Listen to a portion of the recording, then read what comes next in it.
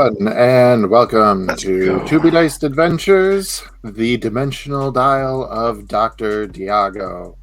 I am your game master for this evening. I am Matt, also known as War Torn Knight on all of the social medias, and I am here with my amazing party.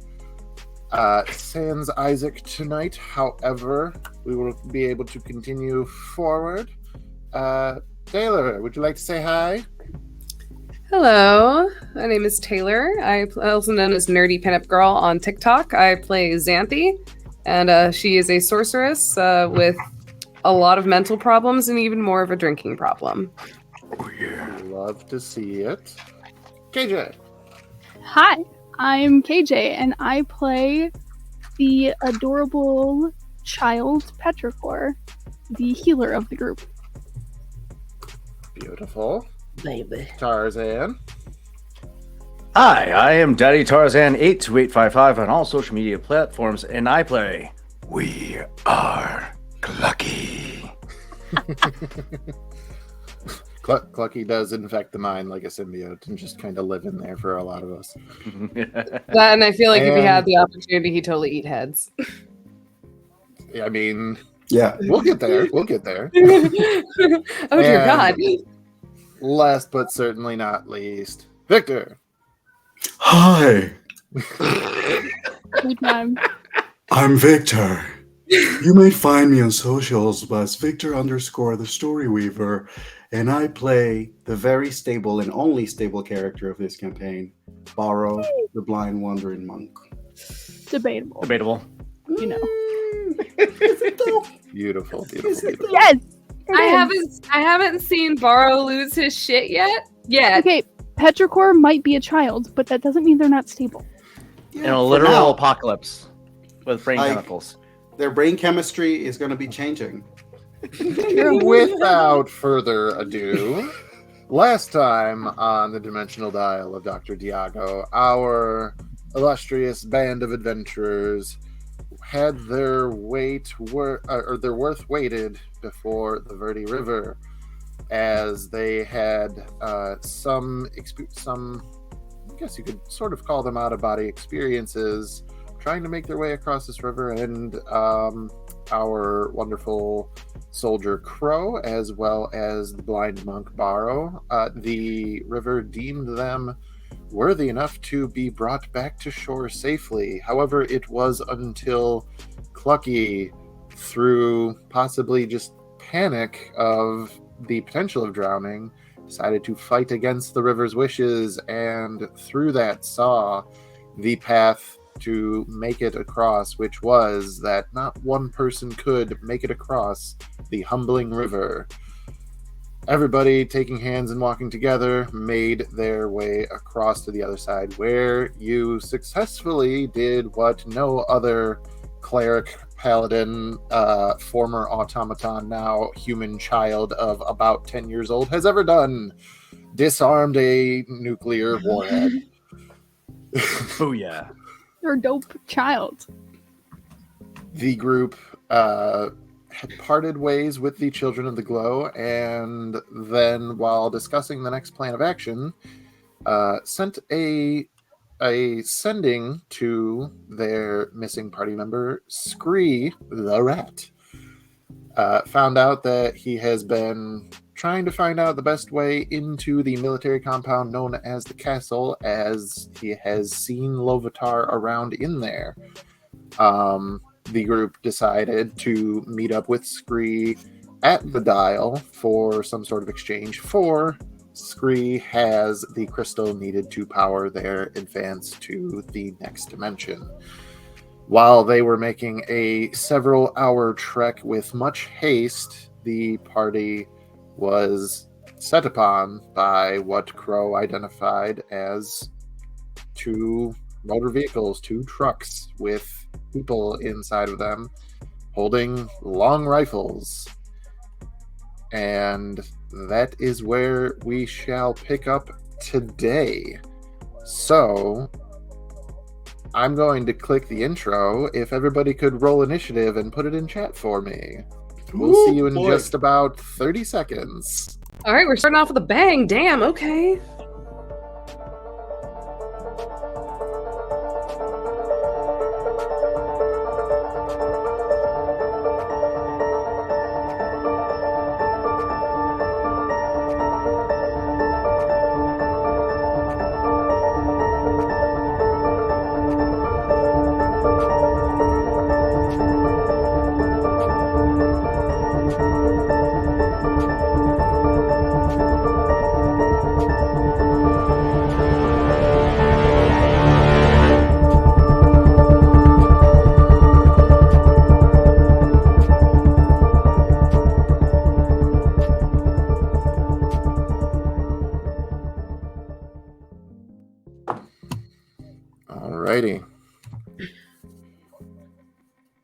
Got a few things in here. I am the one actually holding things up as I am trying to get a hold of Crow's character sheet.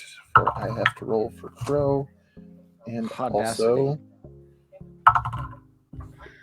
Kit. Alrighty. So while I get initiative all sorted out, could you all please turn to the Discord and open up the lovely Owl Bear Rodeo link and add yourself a token to the map? Do they have chicken tokens? No, but they do have their tokens by class and then by creature type. But I want a chicken token. We'll get there. Lucky. I need to set up my other laptop. How dare you? Just to be sure, we're level 9, yeah? No, we're level 20. That's Fucking true. knew it. Sure, we're level 20. We got an 11-point boost after picking up the nuke. That makes sense. That tracks. That is logical to me. I forgot I still have a fucking level of exhaustion from fucking radiation. Oh,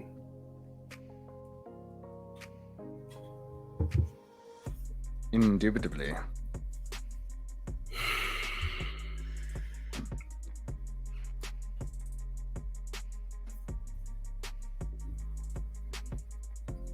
Sir Lord DM, as per our last session, we haven't been spotted yet, have we? Or are we? They are on their way to you. It is going to be. I'm implying that yes, they are. They are directly on the course right to you guys. They know of our location. Road spikes, let's go. Based on what he told us last time we played, they were heading towards us, but they hadn't spotted us yet. Did I say that? Yeah, because Yes, the person who noticed them first was actually Borrow because of his perception, and it was through, if I'm not mistaken, You did hear them coming, and yeah, then and it was the Crow scope of spotted them. Crow's rifle that spotted them. That's, I think, how we ended it last time. Clucky, you just need to drop your arsenal in the middle of the road. It'll be like road spikes, and it'll just completely just giant crash. Let me just say, don't question me. I'm the one who rewatches each episode like 4 times. I don't believe you. You better. Do you want to manage the social media? I'll give it to you gladly. Children, please.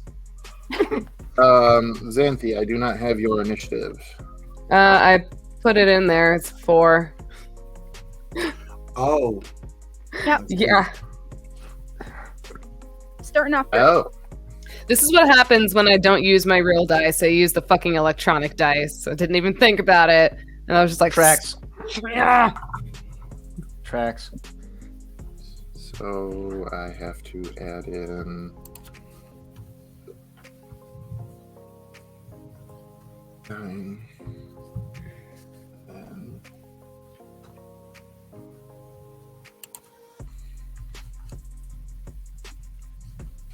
alrighty, got it. So, starting Do so. things off, let me make sure that everybody is on here. I am currently getting on right now. My computer had to start up.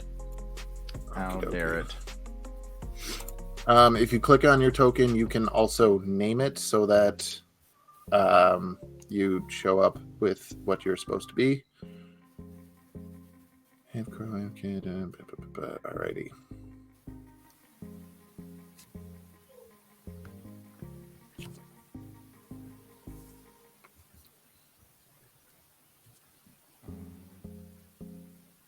I have a Borrow, I have a Petrichor, I have a Clucky. Yes. Xanthi is incoming. Alrighty. Beautiful. So In terms of positioning, I will let everybody know that in terms of orientation on the map, the direction that you guys were heading is south. So where the cars are? Yes. Oh, so they're coming from where we're heading. I described that the other way, didn't I? Yes, you did. You're just going to yell at me. You did. Yeah. Tisk. You're the DM. All right. I mean, we can be in a Shame. alternative, storyline. Shame. So so long as the orientation is correct that they were coming from quote unquote behind you, I think that we're good. Okie dokie. Let me move this over a little bit so that I can track things properly. Alrighty. Believe that we are good to go. So the first thing is first, indeed. Provided that I can actually find where it is. Sorry, I am looking at Isaac's sheet. There we go. He is going to take a shot at one of these guys. Oh. Rolled poorly. No planning whatsoever. Making sure that I'm reading that correctly. So that is going to miss the driver. That one is also going to miss. And this is the point that I'm going to apologize for Isaac. This is what happens when you're not here. I roll for you and you miss everything. You went so Isaac that you didn't even consider, like, maybe we try to do a planning or something before we. Never mind. You know how things go. You find the plan, try to execute the plan, and then we just throw the plan out. Like, I think when have we ever followed through with any of the plans? I think we create a plan and then Isaac shoots it. Pretty much. Or Xanthi sets it on fire. Yeah. Alrighty. So, that being said, we do need a little bit of more upbeat music. I thought about this before we started. Bang. So, with that, these vehicles advance. Let's see here. 5, 10, 15, 20, 25.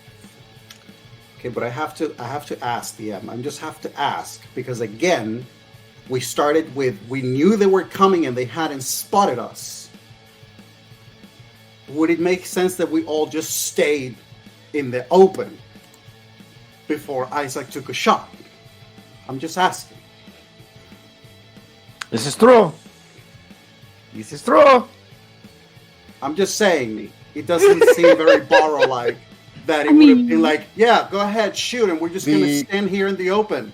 The problem here is that they are in motor vehicles, which travel very fast. As you can see on the map here, as the first car has accelerated to actually come around the right side of you guys, and at that point you hear two very loud popping sounds. Clucky,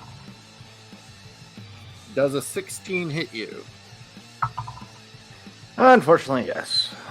Alrighty, so the second shot did miss you, however the first one did. So the first pop that you hear, Clucky, you feel something sharp and hot pierce through your left shoulder, and you take a total of let me do some math here, 13 points of piercing damage. God damn. Didn't even get a chance to pop my rage yet, you son of a bitch! That's how initiative goes. Drive-by shooting. That being said, car number 2, 5, 10, 15, 20, 25, 30, 35, 40, 45, 50, 55, 60, 65, 70, 75, 80, 85, 90, 95, 100 is going to get there. And all of you hear several very loud pops as the passenger of this car tries to just drive by you guys. I need everybody to make a dexterity saving throw. God damn it. And since I have a level of exhaustion, is that with disadvantage? No, it is not. Exhaustion affects skill checks, not saving throws. Okay. Cool.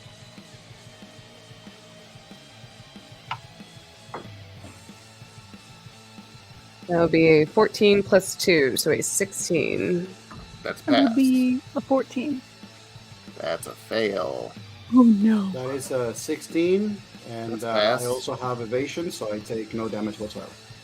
Absolutely. This could be Tarzan? potentially problematic, you guys. Oh no. Tarzan? 21. 21. That is a pass. Absolutely. That is a fail for Kit and a natural 20 for Crow. So, that being said, those who failed are taking 11 points of piercing damage, and those who passed are taking half of that, unless your name is Borrow. The Petrichor is going to be probably next to me, and I'm going to use from my new level that I acquired, Interception, which allows me to reduce the damage of someone who is within 5 feet of me when they are attacked. Force them to attack you. That's a good one. I like that. Ooh. Because Papa's got to protect the child. So All right. That's fair. if it's 11 points of damage or less, it's no damage whatsoever. Then, what I said 11 points, right? Or did I say 12? Yeah, 11. You said Yeah. I rolled All right. 11.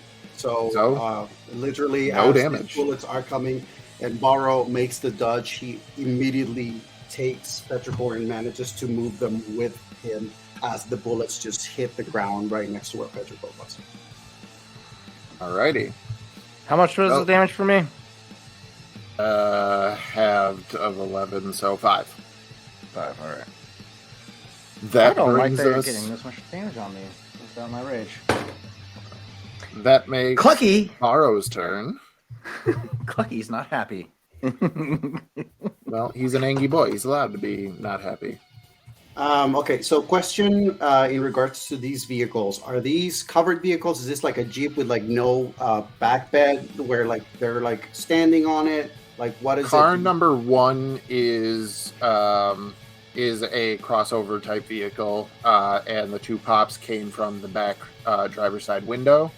Car number 2 is like a shitty old Ford F-150, and the spray of bullets came from a person standing in the back. From car number 2 or 1? Car number 2.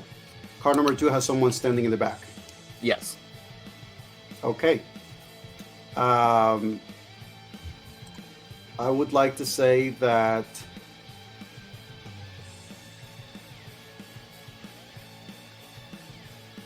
Borrow is probably going to just tell Petrichor, find cover.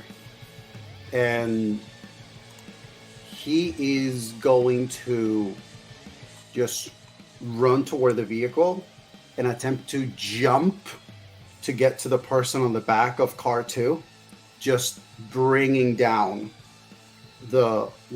attempting to jump and bringing down the staff on them. All right. Are you attempting to go over the vehicle and land on the other side, or are you attempting to land in the bed? No, I mean I'm tempted to land like where this person is standing. So it's if they're on in the bed of it, like I want to land in their neck. Like I want to basically land as I'm bringing down the strike and just be in the back of the vehicle. Right. That's what I was getting at. So I will ask for an acrobatics check for you in addition to your movement. Jesus, that's an 11. That's an 11. This car is moving fast. So I have an inspiration point. Oh, Use it! who gave you that? I don't You know. That is an 18. 18. There you go. So you are able to land like a cat in the back of a moving vehicle. It is a little odd for you as you've never landed on something moving this fast, so you do kind of get that little jarring moment as you rebalance. But he just kind of turns, and you can actually hear him kind of gasp as he was not expecting somebody to leap into. Not just like if somebody ran up and grabbed on and climbed up in, that'd be something. But for somebody to just like freaking Batman leap into the back of this vehicle with him, he shook. Yeah, so He's been shooketh. As Barrow lands and feels the stumbling, and his graceful feet just have a moment of where he uses one of his feet to just plant on one of the sides of the bed to make sure that he stabilizes himself. And as he does that motion, he follows through with a smack with his staff, just aiming to the side of this person's head, in the hopes that like the strike is going to potentially like get them off of fall off the vehicle. Okay, well, let's see if you hit first. Mm-hmm. Well, actually, we'll say this before you roll. Are you attempting to just hit him, or are you attempting a shove attempt to get him off of the? How would a shove work? So rules as written, it's the same kind of rolls as a grapple check. So you would be rolling athletics versus their athletics or acrobatics. However, given the flavor of how you're doing this, I would let you do an attack roll versus their athletics or acrobatics check. If you still hit their AC and they pass their check, like beat you on it, then you can still hit them. They just won't go overboard. I'll take it. Alrighty. So you roll your 2 hits. Jesus Christ, that's a 12. Okay, so you do not knock them out of the vehicle. But actually, I have another attack too. Yeah, so that first hit, you actually missed. So How dare they? That's a 13. Okay, what's going on? That You is need you unfortunately still a find miss. your dice. So you swing with your staff twice, and he just kind of like backs up, kind of like falls backward on the cab of the truck, and you hear somebody on the inside going, "What's going on back there?" All right, flurry of blows. All right, got him on the ropes. That's more likely. That's a 27. That will hit, and I'll use that same roll just because I don't want to roll again. But yeah, it fails, so you can do your damage and knock him out of the vehicle. Excellent. Damage is 12 points of damage. 12 points of damage. Mhm. Alrighty. And then he falls out of the vehicle. So we're going to just do a little. And this would be. Bang. Oh, Petrichor, you see Barrow go up there and swing away at this individual. And then after a nice resounding crack, you watch them come over the side of the car and fall pretty much right at your feet. I still have one flurry of blows. So I'll let you, if you have a use for it, by all means. Otherwise, I will treat this as the martial arts bonus action attack, and you can have your key point back. I'll leave it up to you. Because the person that you could hit, it like normally, is gone. So if you wanted to just use the one attack, I'll let you save your key point. Would the person who shouted what's going on back there do I have an access point from where I'm standing? So like, is there glass The between, back windshield. like a windshield thing? Yeah. I think Barra is going to attempt to just shift the staff and just attempt to thrust at that other person. Okay. Make an attack roll. Glass technically is cover, so his AC will increase by 2. Gotcha. 17. That is the new AC. You crack right through the glass, and you're able to hit him. So, give me some damage. That's 12 points of damage again. 12 points of damage again. Alrighty, let me put that onto this guy. So you just hear that crack right on his jaw, and the car actually swerves a little into. There's a little concrete barricade there. Mm-hmm. He kind of swerves. You can feel the vehicle jar. Go ahead and make a dexterity saving throw for me. Uh-oh. I know you're good at them, so I'm not. That is a worried. 22, good sir. You maintain your footing on the back of this vehicle, but it is scraping against that concrete barricade as it is driving. That is action, bonus action, and a little bit of your movement. Are you going to be holding are you going to be holding there? You can probably put yourself on or just behind the car to remember that we are. Yeah. That you are still there. Alrighty. Yeah, I will say So- that. I will say that he'll probably still stay there for now. Excellent. Alrighty. So, that being said, we move down. Petrichor, you are up next. Son of a bitch. Petrichor will look kind of startled as this guy falls out the back of the truck and will just, like, in a panic, I'm going to cast Command and say, stay! So it's a Wisdom 16 saving throw. 16?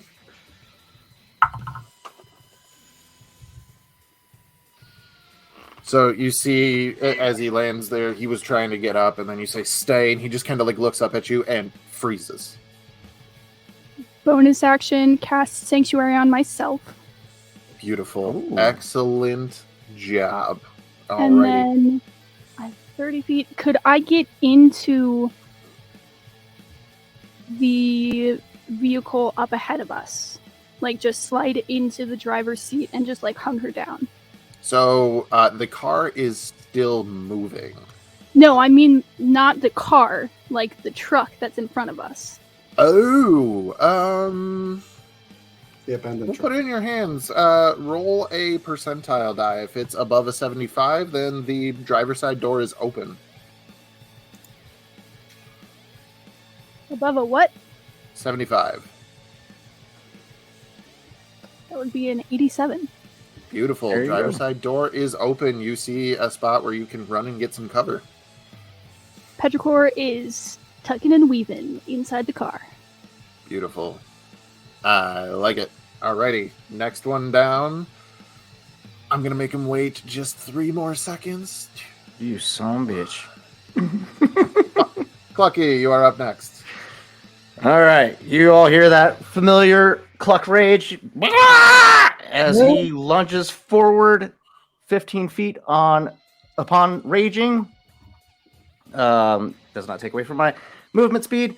And he goes and he goes for a grapple, and he grips underneath the truck and is trying to flip the truck on its side before it can get out of range. You are trying to grapple the truck. Of Mhm. course he is. I love this. All right. Uh-huh. Okay, Yes. go ahead. Give me a athletics check. You're raging. You have advantage. The truck is a large size construct. It will also have advantage. Let's go, baby.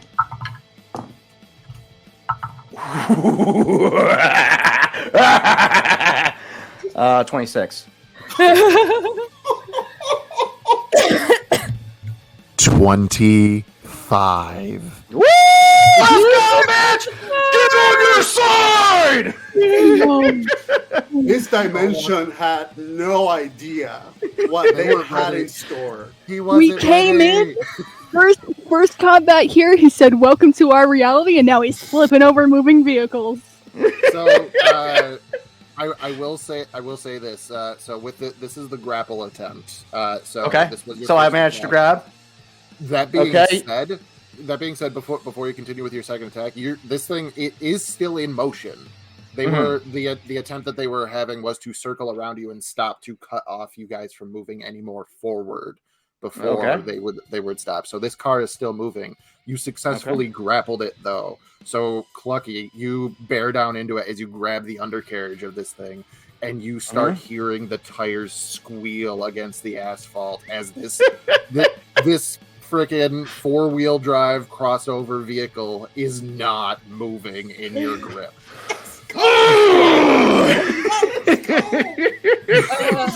Who's your All god right. now?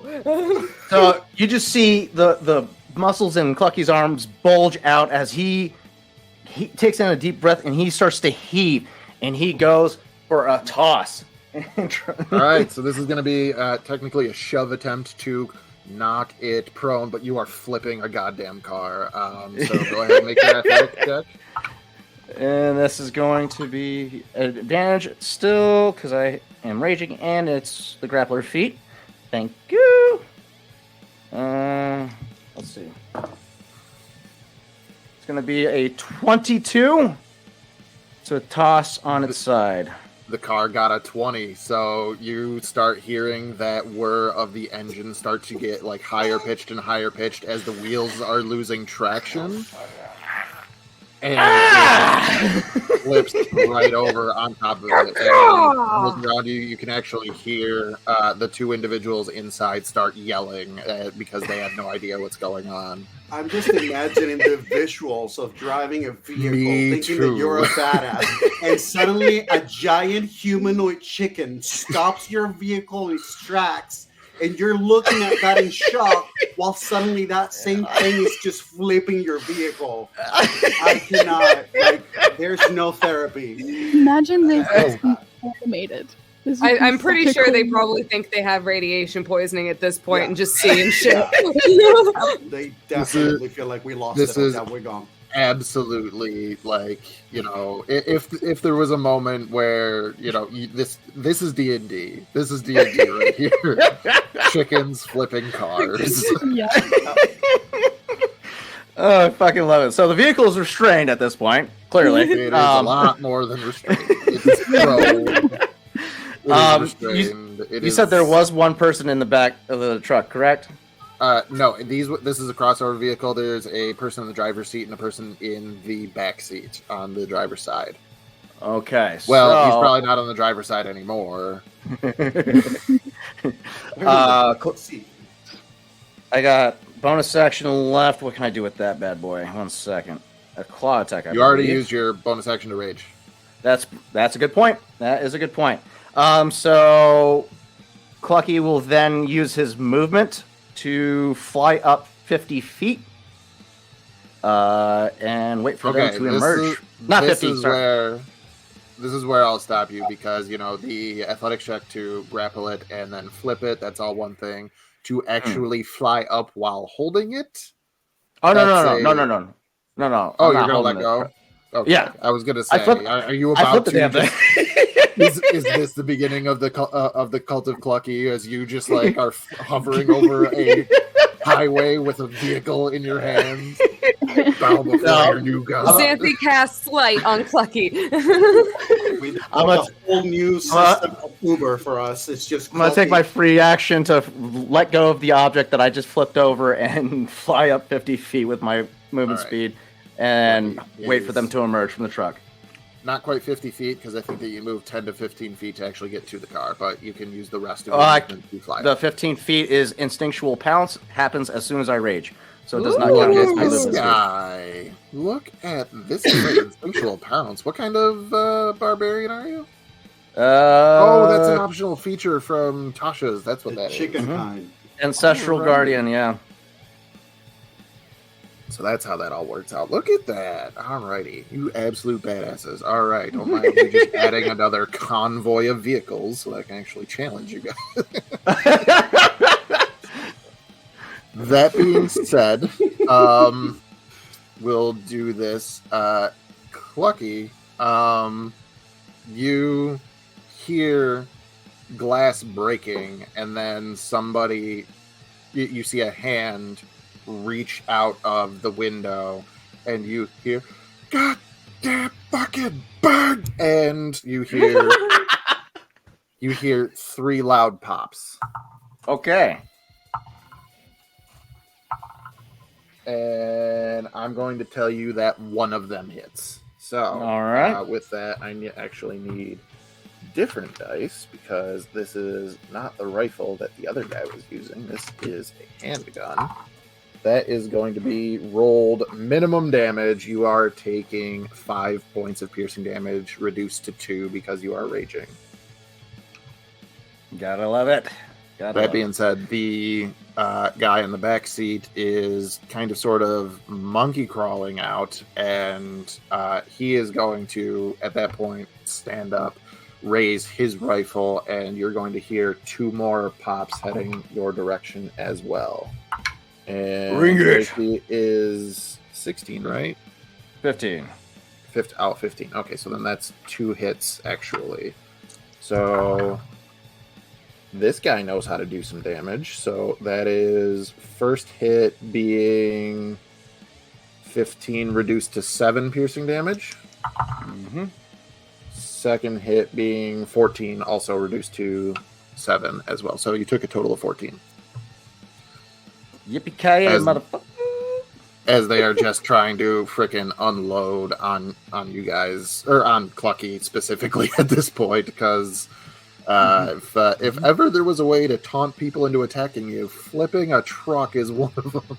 Listen, while Xanthi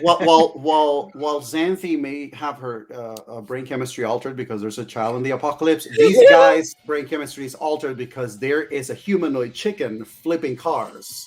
There's a Clucky in the There's apocalypse. a Clucky in the Also, apocalypse. Tarzan, it's not yippee-ki-yay, motherfucker. It's yippee-ki-yay, mother clucker, by the way. Yeah, you got. Get- Yeah, you're right. I your was Clucky Bible translating straight. for everybody. I was translating. Alrighty. Moving down the list, this gets to the point of, it's Kit's turn now, and Xanthi, you are the person standing closest to them. You see her just kind of like shrug as all this is happening, and goes, all right, I guess it's time to go to work, and she puts her headphones on, clicks a button, and then pulls her jacket to the side, where she cross draws 2 daggers and runs at the guy who's prone. Smash. Yeah, smash. Xanthi's just gonna kind of raise a brow, looking at the daggers, just being like, nice. I like this bitch's style. Let's go. All we need is a little bit of fire. First one is a hit, and she is in fact a rogue, so I'm going to need some D6s because this person is prone. She got sneak attack. Yeah. Mhm. So this is the first dagger. Oh shit.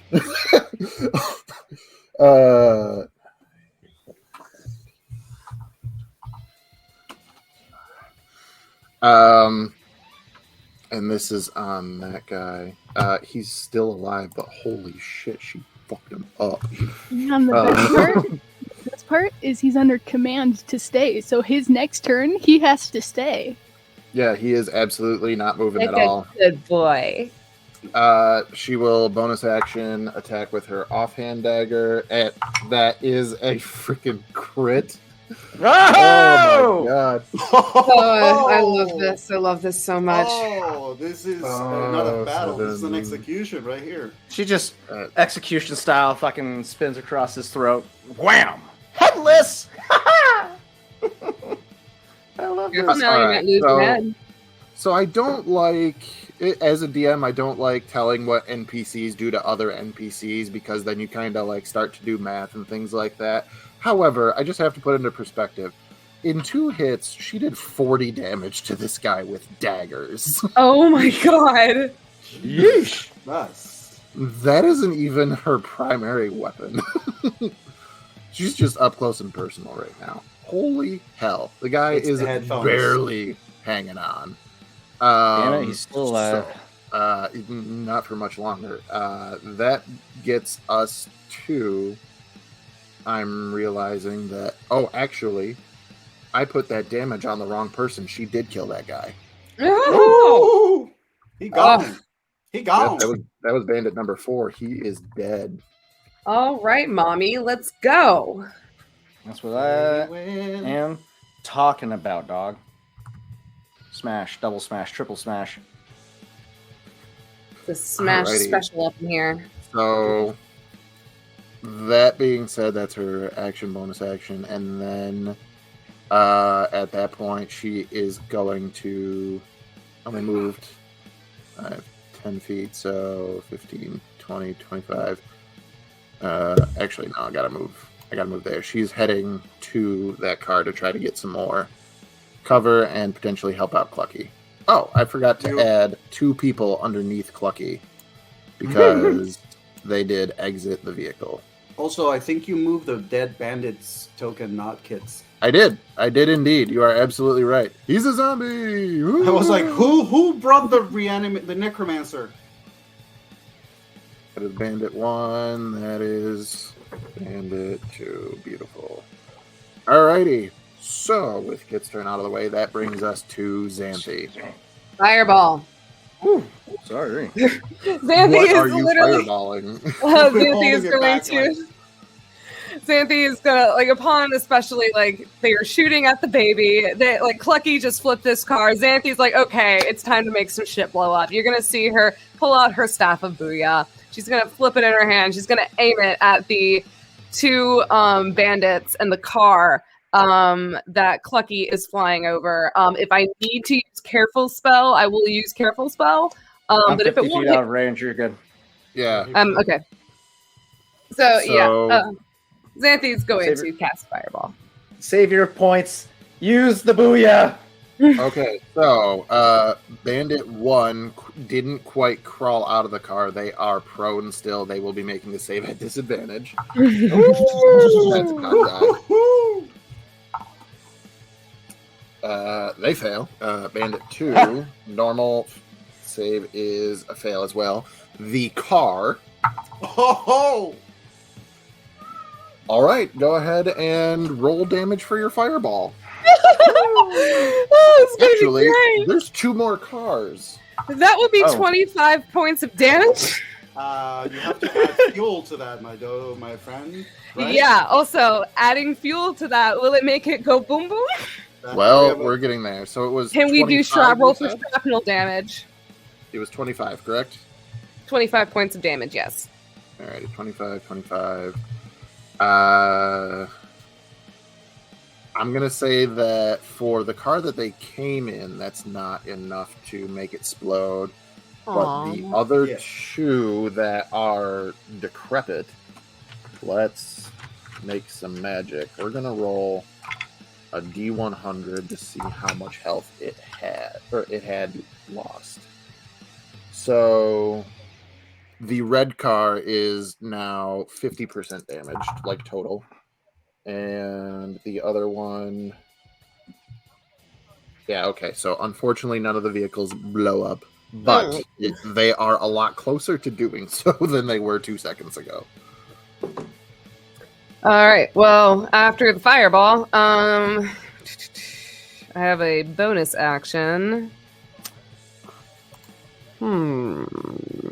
This is the perfect music for you guys too. It's just action movie, just freaking going to town on things. Who all's looking a bit rusty? The prone. Oh no, that's dead. Never mind. In terms of whom, the which bandit is looking the worst? The 2 that you just hit are both equally fucked up. Yay! So Xanthi is then just going to take out her crossbow, and she is going. Oh god! So yeah, can't do an offhand attack with the crossbow. Damn it. Unfortunately, you could bonus action a spell that has a casting time of bonus action if you want, or I know that you have quicken spell if you really, really, really want to do it and use your points and stuff. It's up to you though, or you can just wait. Nothing saying that you have to go all in right now. I really want this thing to blow up, so we are going to cast. No, it's called a pyromaniac. Thank you very much. I will use Quicken Spell, and I will cast as Agonizer's Scorcher on 4th level. All right. And we need to make dexterity saving throws of 16. So it is a line spell, so you can hit Bandit number 2 and the car together from your current position, but Bandit 1. Ooh, well then on that note, I'll use my movement to line up the 2 bandits, and then I will cast. Okay, and move yourself there. Right 30 feet. here. That's 6 spaces. Beautiful. Alrighty. And for funsies, I'll count the car in that as well. So whatever damage you do, the car will have to roll as well. So Bandit number 1, rolling with... I'm not even going to roll with disadvantage. That was a natural 1. Bandit number 2, that is a 16. Does that pass your DC? 16 just passes. Okay, so that person will take half damage, and then the car is a fail. All right, so for fourth So roll some level, damage. that damage will be 20 points of damage. Okay, so Bandit 1, laying on the ground. You just hear screams of agony, and eventually those screams stop. Xanthi will take a celebratory swig of alcohol. Bandit number 2, half of that would be bringing it up to. Alrighty, so still not happy, but is still kicking. The car is more damaged, but still has not quite blown up. God damn it! Ooh, that's This is okay. a fresh vehicle that they were driving, so that is It's that is okay. the reason why it's a pain in the ass for you. Clucky would have been mad if you would have killed both of them in OS, so. Well, I saved some for you, Clucky. Save some for me. I want to kill things. Yeah. We also don't know what the area, like the range of that explosion would be, and we're not that far. So Yeah, that's true. That is true. Facts. So, next person up is Crow. I'm just gonna take the easy way out because Crow has a lot of shit on their character sheet. I'm just going to take some pot shots at the driver of the vehicle that Barrow is on.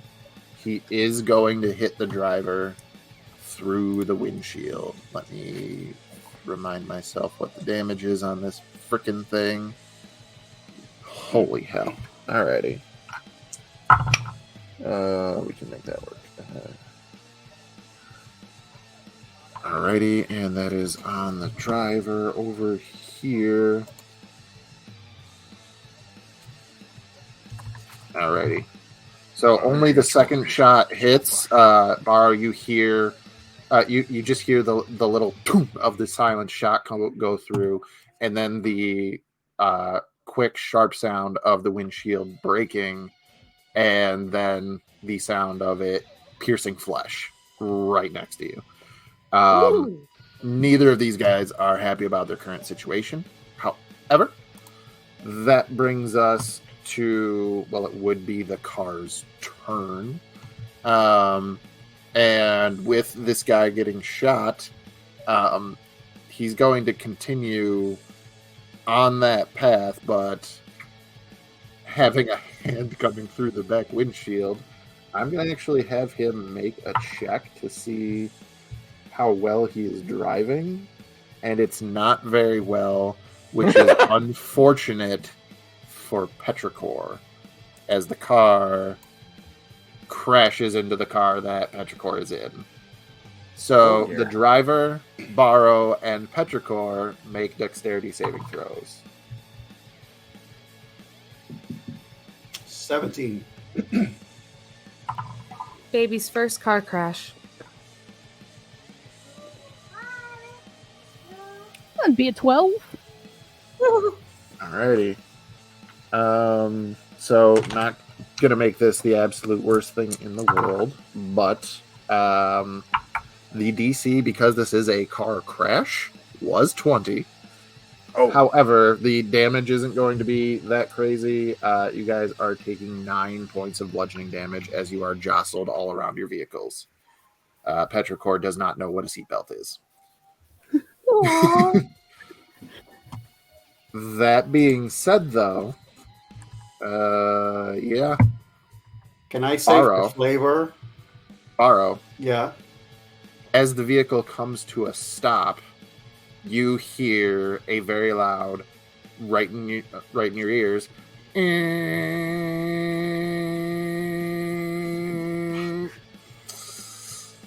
Shit.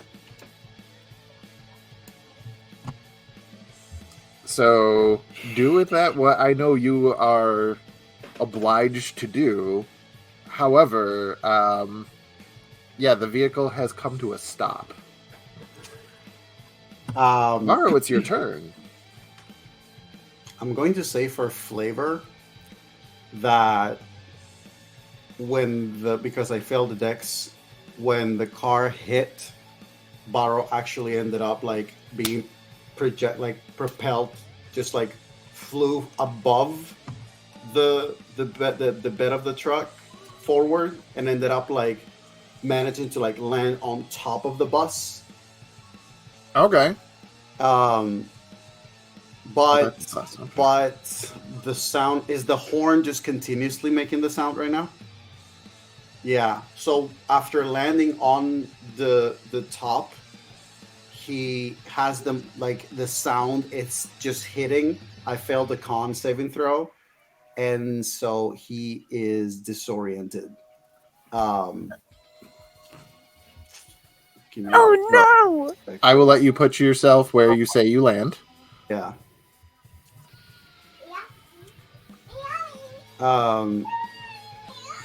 I'm going to say that he flew, lands on top of the bus, hears the honking. He can feel the vibe just like disrupting everything around him. And as he's trying to move away, just instinctively, he ends up rolling off to the side of the truck the other way, and he ends up falling on the other side.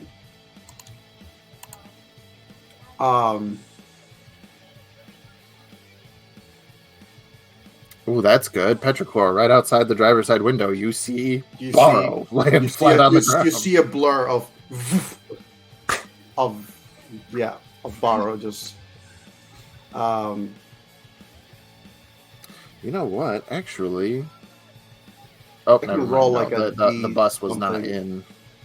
not in fireball range. I was gonna say, did the car accident trigger the explosion? So I'm gonna say that that Barrow is currently deafened. That makes sense. No. And So- because his entire ability of navigating the world is through his hearing, he's not gonna be able to do anything on his turn. He's gonna stumble. He's literally gonna sort of struggle to get up and try to move away. I don't know how much space do I have to move, but I will say that he's gonna stumble in this direction. Technically, you didn't use any of your movement. Right. You were thrown. Right. So you I'll have to say- use half to stand, and then you can do whatever else you need. So yeah, I would say he probably ends up. What the hell did I just do with my token? He's Why did it become tiny. so tiny? Ah! No, You what roll. happened? Little baby Barrow. No, how did I do that? Here, I'll fix it for you. Hang on. Please. That's not what I wanted to do. Alrighty, hang on. We got all kinds of fun things happening. There we go. That's close enough. Okay, so I'll say he maybe reaches about there. I think Okay. is that enough? Like, is that That's like 10 feet, 15. Yeah, now you're at 15 feet. yeah?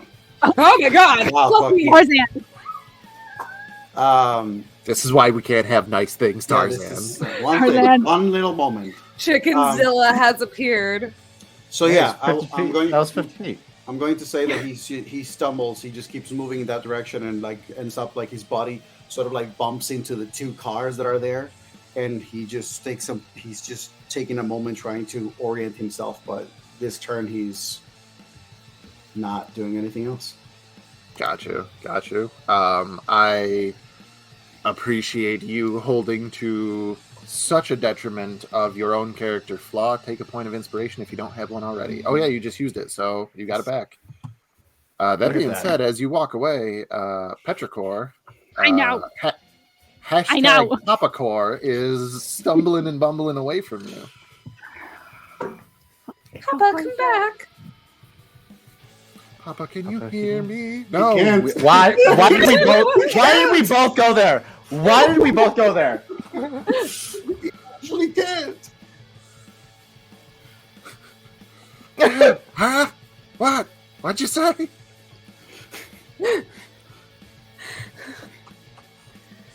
Would I know that Barrow is deafened currently?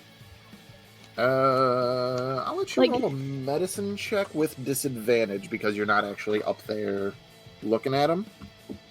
I'm planning on moving first. Oh, if Like you're- I okay, see, well, I see Papa stumbling. I'm moving. okay. Move right over there. maybe no check is necessary. What are you doing when you get over there? Petrichor just kind of runs and will slide between his legs so that they're on the other side of these two cars away from the people who are trying to do damage to people, and just is like looking at his cadence and checking to see if, because like his eyes are normally not paying attention to anything, but when he's disoriented he tends to, like, his eyes are moving rapidly in different directions. And he's normally very sure in his step, so they're checking those typical indicators that they've picked up on to see if he's... If you're checking for that, then by all means, go ahead, roll a medicine check. Don't fuck me over. 17. Yeah, that is enough that you are able to deduce that the loud noises that have happened, there's been a lot of gunfire, there's been the car crash, the loud horn that is actually still continuing to blare as anybody who kind of glances over and can kind of see through the window, the driver is dead on the steering wheel. So yes, that is why the horn has not stopped. But with all that, you can guess it has been sensory overload on somebody who has enhanced hearing. He is unable to hear anything right now. If he's down low enough, Petrichor is going to reach up with both of their hands and cover his ears, and I'm casting Lesser Restoration. You are no longer deafened. Yay! So there's the ringing in your ears, Barrow, as you're just, you and your senses are, it's just static is what you're able to perceive. You're pretty much unsure of which way is up at this point. And then you feel tiny hands on either side of your head. And it's that feeling of your ears popping and just the crackling as sound slowly comes back. The feeling of relief. It's not like painful and then it's back. It's just a nice little, that sound of like cotton, and then it's gone. And you can hear again. Petrichor just says, "You have to do the protecting, I can't." And their hands will drop, and they'll just tuck down, trying to hide between these two vehicles. Oh. Barrow feels the world that sort of like went away into this sort of chaos of static and darkness. As he then feels, he feels the hands, and at first he has a big jolt of it, but then he feels the shift of it, and the world comes back. The noise of the horn, it's still there, but he managed to move somewhat away. So there is just like this part of the sound that is still making everything be like a poor signal, in a sense, with his blind sight. And he hears Petrichor, and that's like the thing that he grounds himself in. Like he hears Petrichor's voice in front of him, and that's sort of the North Star that he locks on. And he has that moment of, "Thank you, little one. And don't worry, we will get through this." And it's not my turn anymore, so I'm just going to say that he's just there with them. And Matt, just for your sanctuary does not drop on me. It specifically says offensive. Well, it also says it drops if you attack or use offensive spells against enemies. I haven't. Yep. So we're you good. Absolutely have not. So, moving down the list, we are back to Clucky. Tomato. Okay. Xanthe, you just see Clucky do a swan dive as soon as that line of fire that he casted just dissipates, and he swoops down and grapples Bandit 2. Okay. Oh my god, please tell me you're gonna like raise him up and just drop him. Like, please. Oh my god. Stop giving spoilers!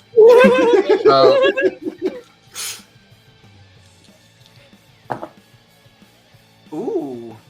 This whole battle's just been unhinged by Clucky and Xanthi, I feel. I'm gonna use an inspiration to reroll one because that didn't turn out too good. Okay, that's a lot better. 24.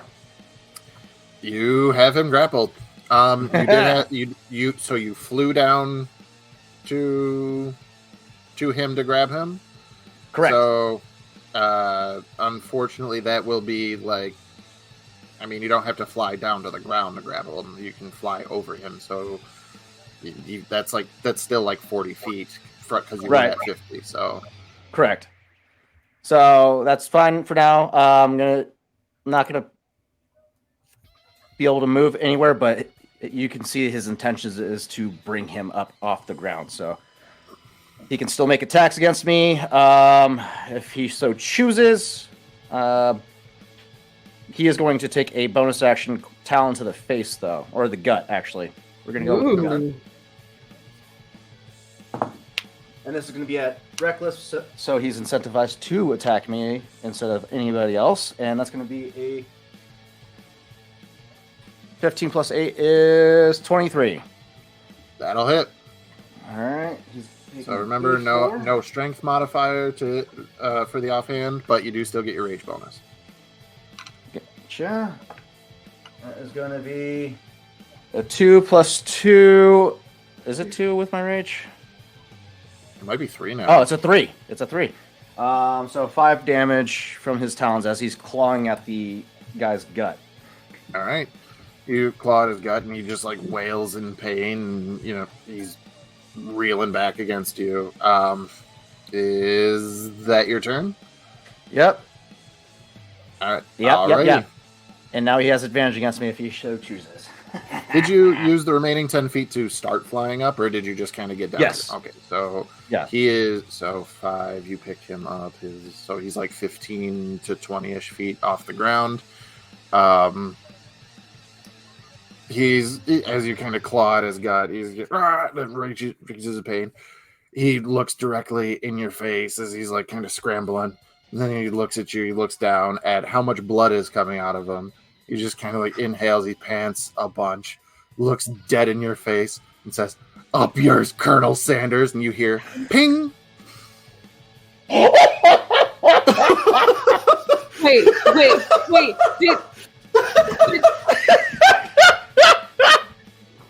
Did this man just blow himself up? Is that a grenade? Yeah. Is that a grenade pin? He pulled a pin on a grenade. Oh shit! Well. So grenades don't blow up immediately. So here is the thing. This is what's really going to end up having to happen. We're gonna have roasted chicken legs for dinner tonight, it seems. Lucky, what is your passive perception? That's a good question. Oh, no, that's gonna be 11. No. Oh my god! Oh my god! Let's hope this explosion doesn't have a wide radius. No, but it's not just Rotisserie that. chicken what? It's not just that, it's really close to the cars, too. Yeah. You see, or like what you experience is after you hear this ping, this guy is just scrambling as if to like claw at your face or punch you in the chest and so on, everything like that, and just going all over the place, and nothing is hurting you. You are immune to everything this puny mortal can do. Borrow. Fuck. You hear ting ting ting on the ground underneath Clucky. That brings us to Kit's turn. Fuck, we don't know what a grenade is. Oh no! You guys. This could be so fun. What about Crow though? Crow knows what a grenade is. Like, why is it? Damn it, Isaac! Why are you not here? It's not just that. I was swinging the other way. He's going the other car. So from actual military experience, the way a grenade works is you're going to hear a hissing sound from the firing pin striking the primer inside that causes a timed reaction that's going to cause the rest of the component to explode. So you, Borrow, should be able to pick up the sound of something hissing. Okay. If on that this guy's horn chest. wasn't going off. Right. If you were aside from that, yes. Right. If you hone in, you'll hear that fucking So hissing sound. considering the fact, because like the horn is on the other, like it's coming from that side or the car too. So that part of my vision is the one that is the most obstructed. I'm open to attempting to roll a perception with disadvantage to see if I perceive it. I'll allow it. But they typically have a 10 to 15 second timer on most grenades, so it's not perfect on what the timer is. So You know what? Given that you have this experience, I was gonna say 1 round. You said 10 to 15 seconds. 2 rounds is 12 seconds. I'll give you 2 rounds because of that. And that being said, thank you for your service, sir. Yeah, with fuck, if it wasn't with disadvantage, god damn. It would have been. It would have been. What was it? What was It the would have been a total? 25, but with disadvantage, it's a 14. Unfortunately, Are we able to see this man holding something? make a perception check. It's a high DC because grenades aren't exactly huge, and there was we a don't lot know of it. struggling going on. We also don't know what it's it is. about it's a Well, yes, but the Precise thing hit. is that you also have to remember, like, Xanthi has kind of made her own grenades. I'm wondering if she could, like, roll a history check of sorts and maybe try to make 1 become 2. I don't know. as far as we know, Taylor, my probably- dear, where in Forgotten Realms history were modern grenades?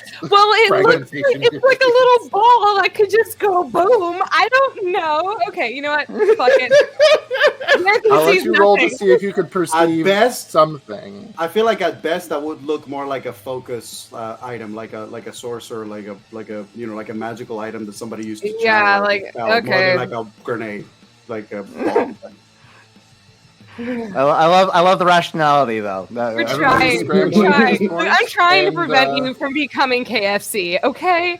What I will say is that it is Kit's turn, and Kit did not roll high enough on perception to have heard what that struggle was. Looks up and kind of sees that looks up and sees that it honestly, it looks to Kit like Clucky has it handled. So the next thing that Kit is going to do is make sure that the driver of the vehicle is actually out. So that is their turn, is going over there and finding out. Yes, so you see her pull out her sidearm and go around the corner, and now she can see that he is absolutely just bleeding from every orifice in his head on the steering wheel. That would be Kit's turn. That Question. brings us to Xanthi. Oh, question. Can I use the inspiration point that I just got to cancel the disadvantage on the perception roll and keep the 25? For that, no. It's too late. The results have been dispersed. That is not something that is yet to be diced. Go. Ooh.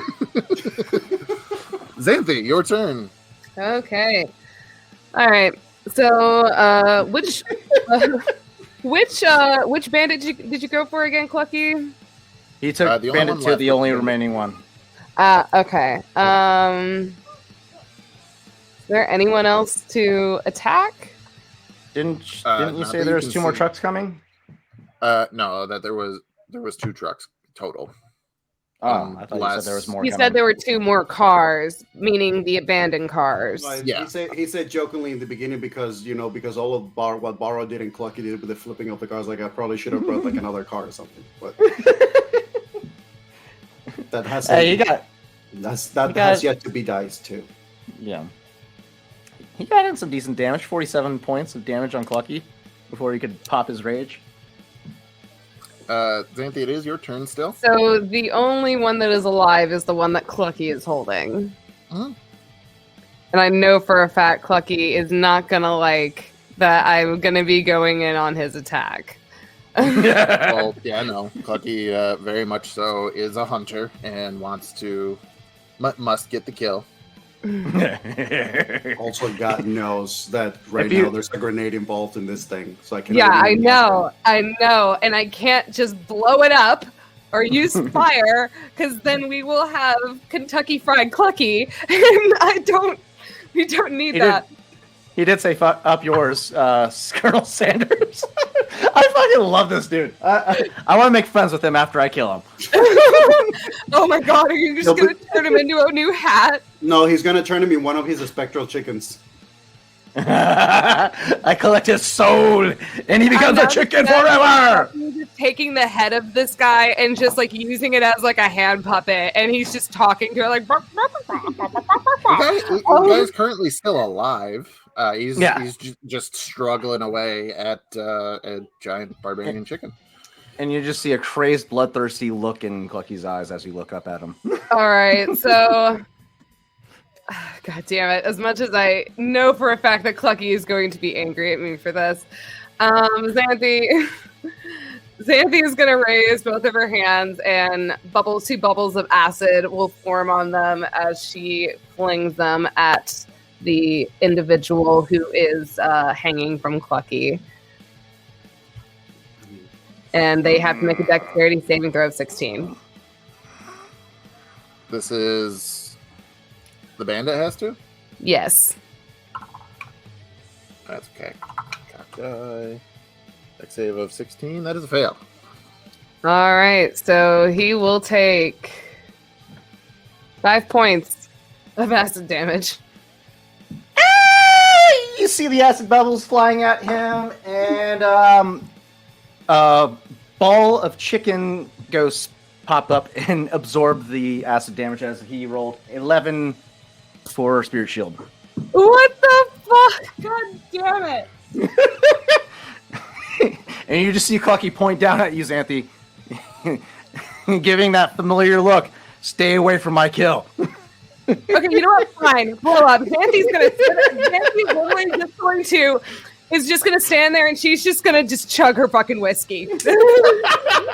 Listen, just because it's your turn doesn't mean you need to attack. You know. It's I'm just gonna say I'm very happy that he potentially disrupted 11 points of damage on the enemy, given what's going on. You know.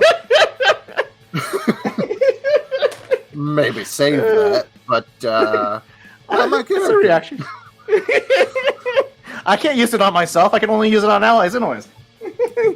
So that being said, that brings us to Crow's turn, who looks up at Clucky and with a crazed look in his eye, yells, "Clucky, drop him!"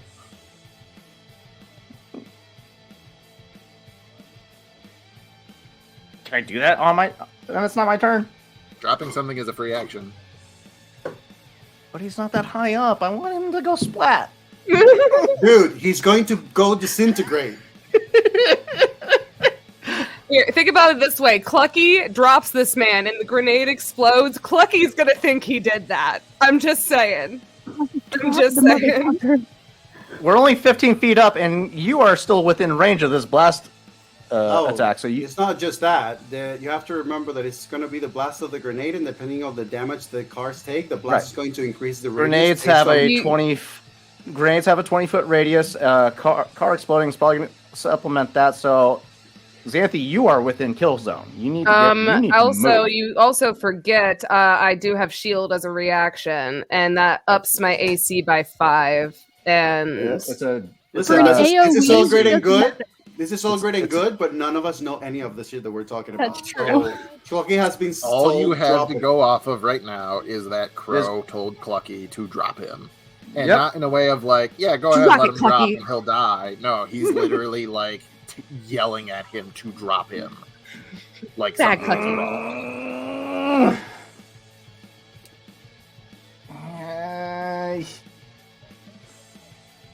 You know what? I'm gonna roll percentile. Roll for it. I'm gonna roll percentile because one, he doesn't know. I don't know if Clucky trusts Pro yet. Oh my god! You're in luck because he rolled a 99%. He trusts you. He's gonna drop him. Fuck! Okay. 99%? Are you kidding me? You drop this individual, and so 15 feet, that is going to be 1d6 of fall damage for him. I'll let you roll it, because you are the cause of this. Yes. That's going to be 4. 4, okay. You're going to reduce that to... I can't. I already used my reaction. So, 15 feet in the air, you hear this, you just kind of give him the little toss and hits the ground, and you hear him groan. He is still alive. Not for long. So, with that, now I can do this. Bandit 2, yes. 5, 10, 15. Tarzan crying in the background. Crow then uses his turn, and as you just see him scrambling over. Actually, probably before that happens, Crow would probably stop there and take a shot at this guy, which he's prone. He would have disadvantage, but so let me just double check his hit bonus. Yeah, okay, so he does still hit. So damage would be, that's a roll. That's a roll. Crow can make you upset. Yes, he does shoot this individual while he's on the ground and kills him. You see brain matter on the asphalt. However, Crow then uses the rest of his turn. He is frantically tearing apart at this man's hands and pockets and everything about him. Aggressive looting. Okay. Petrichor. Thank you. You hear from behind you. Where's the laser tool? This away. You hear the rhythmic sounds of very, very, very heavy thuds. Just kind of a doom, doom, doom, No. doom, doom, doom, doom, doom. As you, I'm going to guess that you turn and look that way, but you can say no. But if you do, you see 3 of these individuals in what you have been told is called Centurion armor. Fuck.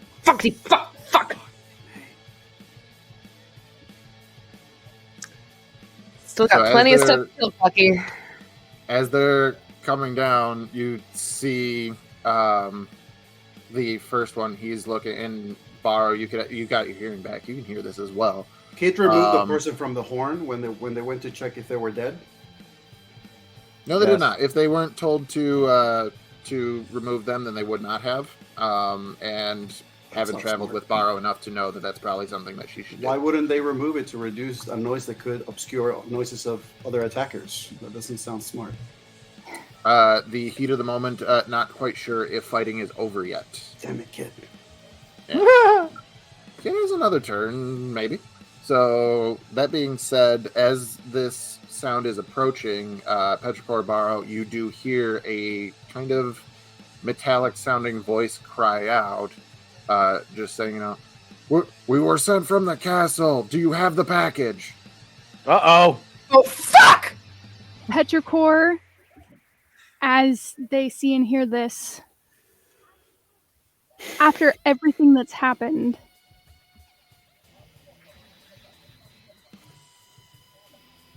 I think I'm going to have to roll a save. Oh, no. Oh my god. I don't want anything to go splat. Are you We know still hung Tarzan. up on that, Tarzan? Yes. Wrong one. It would have been cool. Hey, you already flipped the truck over. Like, I think you've definitely gained your cool points for this. You already hit God mode. You're fine. Yes. That's fair.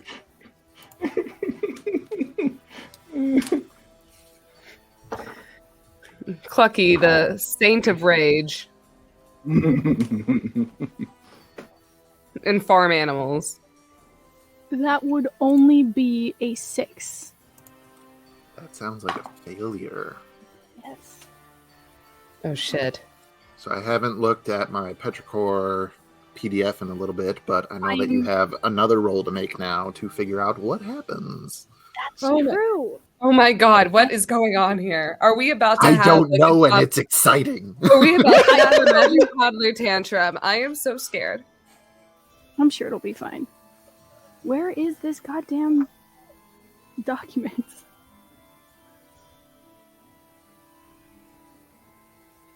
Motherfucker, where are you? Ba-da-da-da-da-da. Woo! I should have had this pulled up earlier, and I didn't. It's been a minute. It has been a minute. Petrichor's turn is before mine. This is reactionary. This is reaction. Yeah, so it's not actually like a turn thing. Cool. Will skip me. I'll tell you what it is when I find it.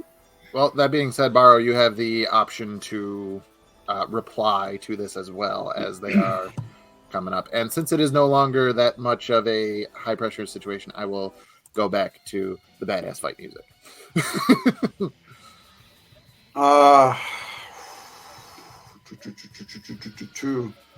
Watch them turn on us as well if we acknowledge. Xanthi's already planning on that happening. She don't trust the government. Hey. So yeah, they're just asking, quote, if you have the package.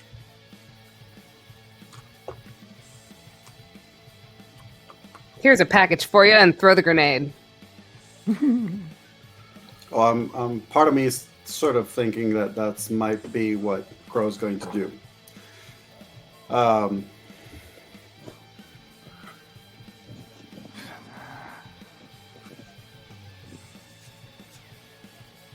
Man, I actually don't know what to do right now.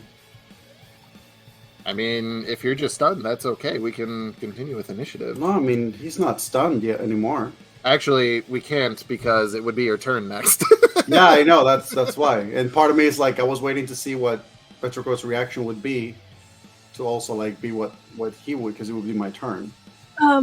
Matt, I am sending you details as we speak. Oh no! Oh no! Oh no! Oh fuck I nuggets! just hit Y Whereabouts? on- How far are these people? I didn't put them on the map yet, but probably about 50 feet away from you. 50? Yeah. Uh-huh. Oh, It's no. happening, Matt. It's happening. Oh my god! Oh dear lord! Oh my god! I am horrified. I am So, not liking this. KJ, Mm-hmm. how do they react? As he hugs himself. Oh boy. Barrow will be able to tell that every normal mannerism that you know from Petrichor changes. While this is still the body of Petrichor, their mannerisms and reactions you have not seen. What? Does the baby have DID? You can hear them whisper under their breath in more of a feminine tone. Scared. I don't want to go back. I don't want to go back.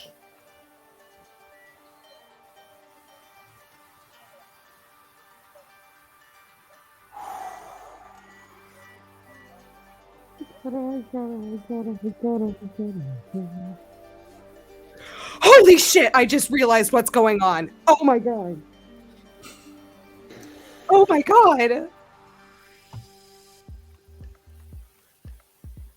For those wondering, the title of this music is just Bad Vibes.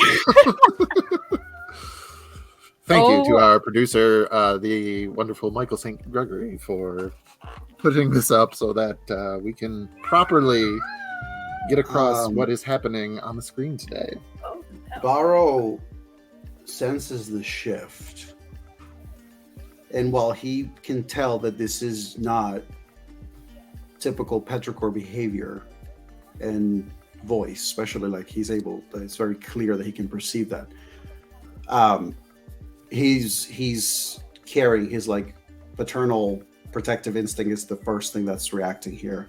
And he just turns toward them as he just, Petrichor? What?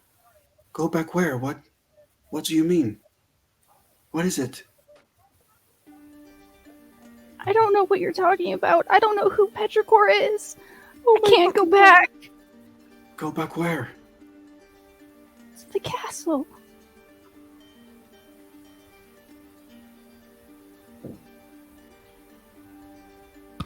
They put her What? psyche into another child. Barrow The child's psyche is by. Oh my Barrow fucking has a God. moment where he just, what is your name? Riley. This motherfucker. What did they do to you in the castle, Riley? Hang on. I will have to hold this because we are still in initiative, I know. for there is quite literally a timer going. This is And true. that might not be the only bomb that's getting dropped on this initiative. Oh, you son of a bitch. You had to do a pun, And- didn't you? And I I definitely am the Pungeon Master. I No, am the brand. Michael. Matt, no. Matt, no. and I'm definitely telling you that with this happening, Barrow's attention on the Taking bomb and no Crow actions. is, I mean, no, man, no. Barrow would be like That's- Barrow's on Petrichor right now. Like they're I respect it. That being said, it would be Petrichor's turn. Well, would it be Petrichor's turn or would it be Riley's turn? Riley. And Riley's instincts take over. Oh no. Riley is just running. Makes the most sense for this situation. God damn it. That's not Riley. That's a dead body. Who threw that? No, that was Petrichor that moved. Oh my God! Why are you running that way? God damn. Riley wouldn't even know about any of the abilities that Petrichor has, so their entire turn is spent just running. Action, bonus action, movement. Okay, that makes sense. Fuck. I can't. I know that it's not. I know that I already skipped my turn, but would Barrow be able to follow? I'll allow it for thematics. You can. Because he would be like, even if he didn't take action or anything, he's like he would like all of his action would Yeah, be sure. toward I like being will. I with will them. say this: that you can use your movement and actions to catch up. Yeah. The ability to like grab them or Yeah. anything. I'm gonna say that is going to be lost because you're in that moment of like, what's going on? What's wrong? Who are you? And then this kid just takes off. It's just, oh shit. Okay, yeah. And then Yeah, you they take just off and go. slide and hide behind the secondary concrete thing, just absolutely terrified and shaking. There. Yeah, He's Barrow completely- would go like would keep up with them. Okay, you can keep up with them. That brings us to Clucky, and I'm just going to say this. 15, 14, 13, 12, 11, 10, Lucky. 9. Now it's your turn. Okay.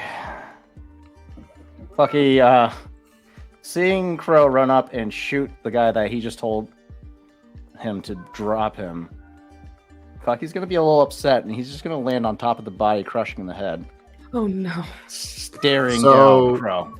This is how this goes. There's actually rules for this in Tasha's Cauldron of Everything.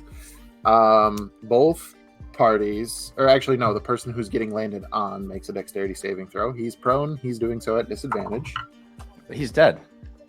Yeah. Who's not? Oh yeah, he is dead. Never mind. Yeah, Yeah, he you is absolutely dead. can curb stomp. I completely forgot that I had Crow shoot him in the face. Clucky I curb had an stomp. out of body experience and stole your kill. That's why Clucky's upset right now. He's like, "You just told me to drop him, and you And shoot what's him." really good about this is that I don't get to pay the repercussions for this. Isaac does. So, hi, Isaac. All your fault, So- Isaac. So Clucky lands on the body, crushing the head, and just puffs up his chest, staring down Crow, like fuming. Like he's already raging, but he's raging now because With that, He- Crow actually like puts his hands up and is yelling. It is yelling, "Get back! Get back! Back away!" And like is still looking, and you hear him say, "Where is it? Where is it?"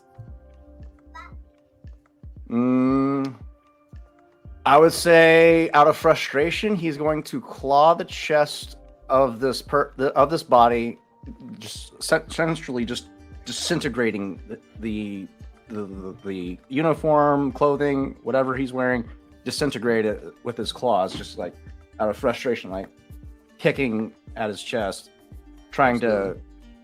I don't know.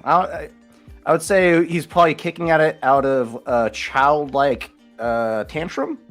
I would say, yeah. That's fair. That is entirely fair. And yeah, I mean, as silly as it is, we'll call it your action to do so. Yep. But yeah, Clucky other seems a bit than foul about this. Other than that, he's not moving. He is pissed at Crow right now, so that would end his turn. really quick, StreamYard is doing a thing, so I get to do this. We actually do have 2 Petricors. There's Petrichor and Riley. Ah. That is And that's trippy, fun. dog. Anywho, so with all of that, yeah, Crow is just trying to tell you to, get away, and then he's also saying, "Where is it?" At the end of your turn, make a perception check. Whew. Lucky you're gonna do better this time. Let's see. 13 plus perception 1. 14. That's 3 more than my passive. You see him just kind of like shouting at you, like, "What the hell are you doing? You already killed the guy is here. What do you want from me?" But that's all that you are perceiving. So If I go boom, I go boom. 8, 7. It is Kit's turn. At this stage, I'm actually going to have Kit roll. Kit did not roll very well to notice that there was military nearby. Kit will remove the body from the steering wheel, and with that, Kit will then try to come back to the group and actually see, kind of, because in combat everything's kind of happening all at the same time. We'll see Petrichor taking off. So, not sure what's going on. Kit will call out, "Hey, kid, hey!" and we'll move to try to help Borrow, and we'll be able to kind of sort of get on the other side of Petrichor, not Petrichor. That will be Kit's turn. 6. Xanthi, your turn.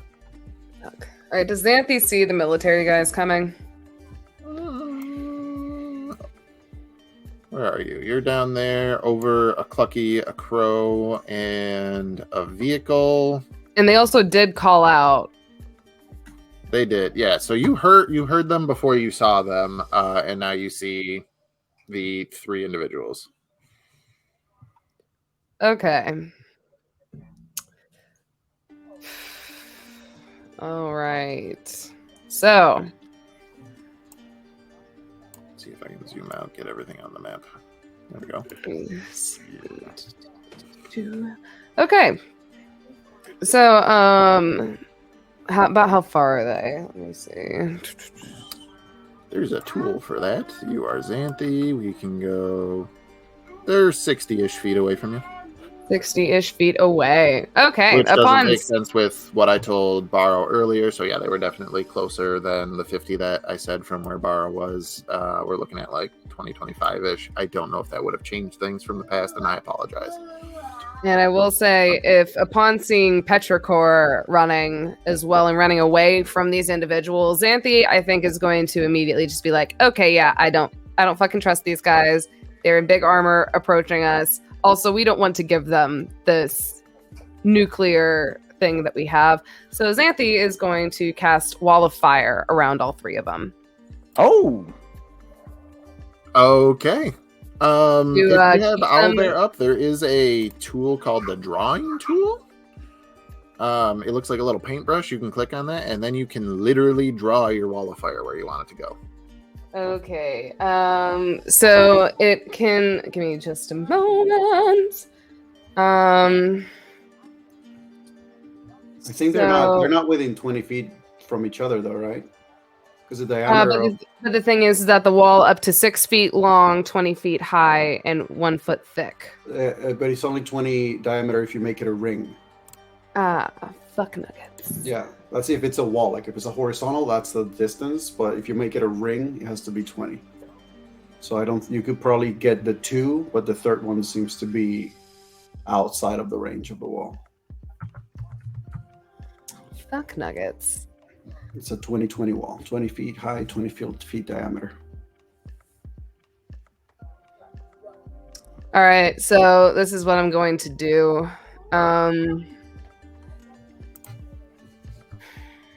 Wake me up before you go. You know what? Yeah, I'm just going. Hold on. What if? Does it change at all? On higher levels, cast this. It doesn't change the size, I don't think. Yeah, that's what I'm checking. Yeah, no, it's still the same. All right, well, I'm gonna go ahead and put fuck. God damn it. Because like if I put a wall around like 2 of them, they're gonna know that we're like going against them. Yeah, I mean, in case you remember also that you can ready an action. If you don't want to like do something right away with your turn, you can always ready an You know action. what? That is what I'm going to do. I'm going to ready because so I won't even have to use quicken spell. I will ready an action to cast Wall of Fire as soon as these 3 are close enough to each other for me to entrap them in a ring of fire. Can't hear you, Matt. Okay. You're muted. I remembered. And Xanthi is also going to but I also will say, does she sees Crow like frantically searching for something. So I think she will probably like run over and try to be like, what are you looking for? And like, cause this seems pretty frantic. So If you say that out loud, he'll just kind of like take a second and with the, he had dropped the rifle so that the sling has it on his back, and he just kind of like holds his hands kind of like this. He goes, something small like this, 10 or green card. It's a grenade. It's a bomb. a bomb? Okay. Shit. Okay. So, can I roll a perception with disadvantage? Considering I don't know what a We could grenade roll looks like. a perception check because I mean he just said that it's something small, and I mean He gave you a You did description. You did Yeah. ready an action though. Yeah. I don't, it's a perception. You can work on casting a spell and kind of look around at the same time. So All right, that will be a 19. 19. Oh. Hold on, plus what? That was a 19 on my dice, plus 6, so that will be a 25. You are looking around, and he's looking at this body. You don't see it in his hands or like on his body anywhere. You're looking around like the ground in case this guy has dropped it. You haven't seen anything. And as you look up to address Crow and tell him, I don't see anything like that, you do see it. tucked into the straps of Clucky's armory. Okay. Yes. Oh shit. So yeah, upon that, Xanthe is going to Got to point be. and just look at it and just be like, Yes. is it just me or did Clucky lay an egg? I fucking love this so much. You have got to be kidding me. This guy crit on a sleight of hand check to tuck the thing onto Clucky. And Clucky's fucking passive perception is 11. And on his turn, I was like, you're moving around. Maybe you could feel the shift, so that's why I had you roll a perception check. You got a 14. No. No, not happening. No, Clucky don't give a shit. He's like, that's extra weight. Cool. Where'd that come from? I don't know. That being said, if I may, you pointed out, you've read a spell, you've done a lot of things. It is, we'll say, the end of your turn. 5. Crow's turn.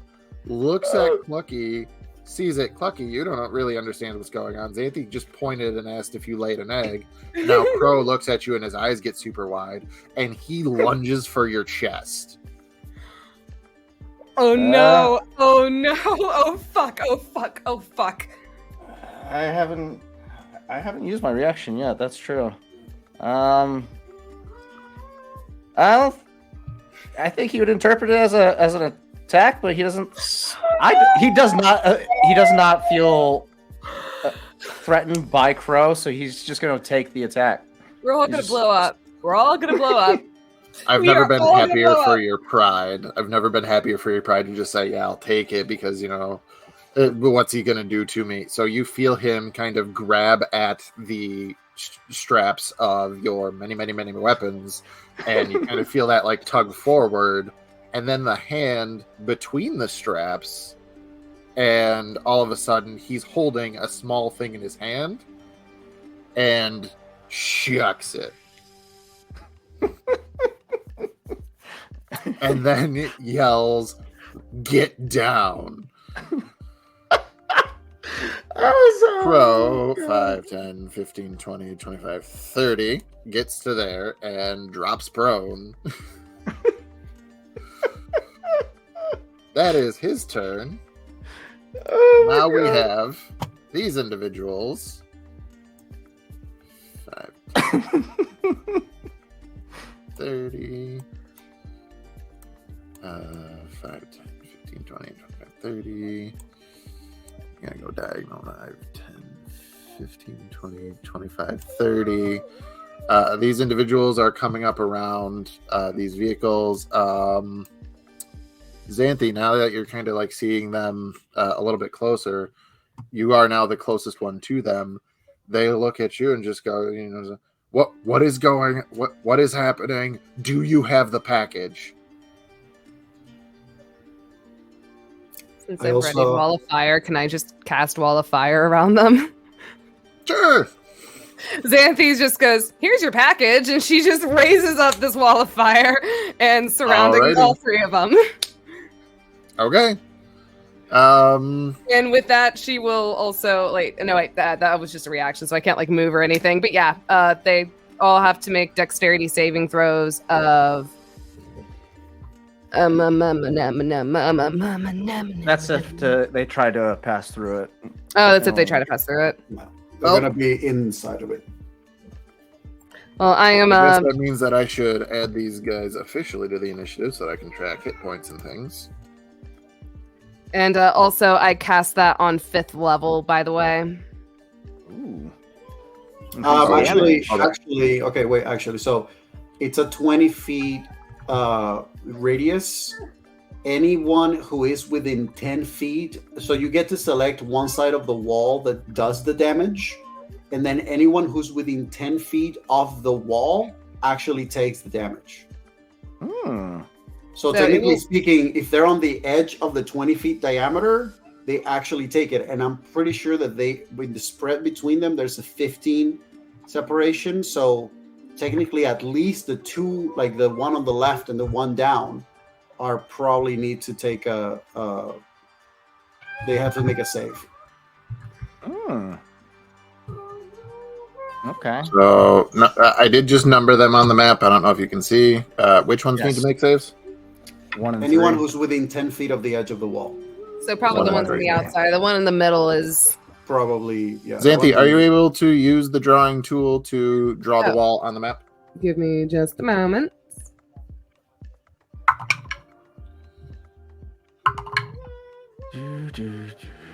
Boop. Beautiful. Okay. He made a circle.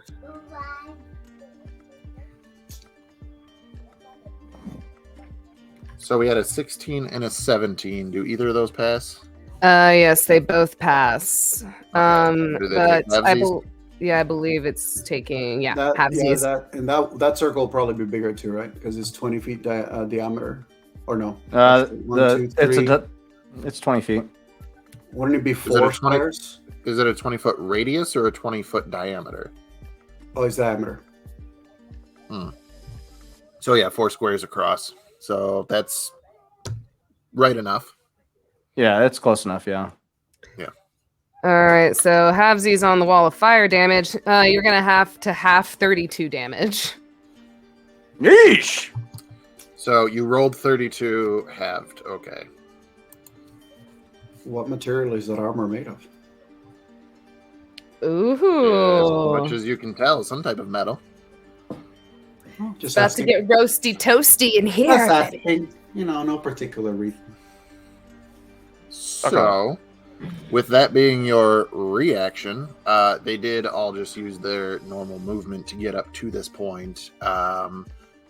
That being said, you then hear over the roar of flames, "Traitors!" and then a lot of very loud gunfire. Xanthi, Xanthi and Clucky, we're going to do it this way. The two of you make dexterity saving throws. Ooh. Yeah.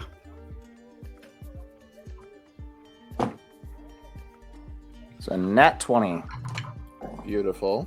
Nice. That is a 18 plus 2, so that is a 20. Dirty, filthy 20, my good sir. So you both do pass. So that being said, you guys end up taking 11 points of piercing damage, halved for Clucky because rage. As they just open fire in the area around you, and these bullets just kind of tear right through you. So we still Xanthi, you take no damage. Ooh. As Spirit Shield casts up in front of you, hearing this incoming fire, Plucky spins around and swirls his great axe and summons the spectral spirits to aid in your defense. Aw, thank you, Clucky. That brings us to Barrow's turn. Okay. Barrow is running toward Petrichor. He hears commotion behind him. The horn is still going, so it's almost like his vision has like a vibration or glitch of sorts. But he manages to get closer to Petrichor now that he's even a little further away from the horn. He gets close, but slows down and takes a pause. And seeing Kit, he also makes a gesture toward Kit to sort of not to rush and get too close. And Barrow just sort of crouches next to Petrichor / Riley. And he's just, "It's all right. It's Riley. I can understand you being scared. My name is Barrow. I am not here to hurt you."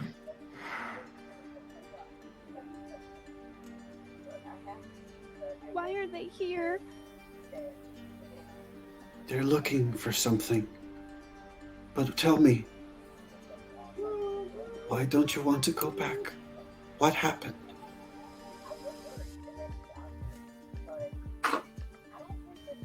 All I really remember is that I was with my family and two came in, and things got loud, and I remember a bed and a procedure, and then everything went dark, and I could kind of see what I was doing, but I couldn't control what I was doing. I don't know what's going on. Barrow, I know that this is still an initiative, but Barrow just... Hey, Riley, listen to me. You do not know me. Trust me when I say I am here to protect you, all right? Okay.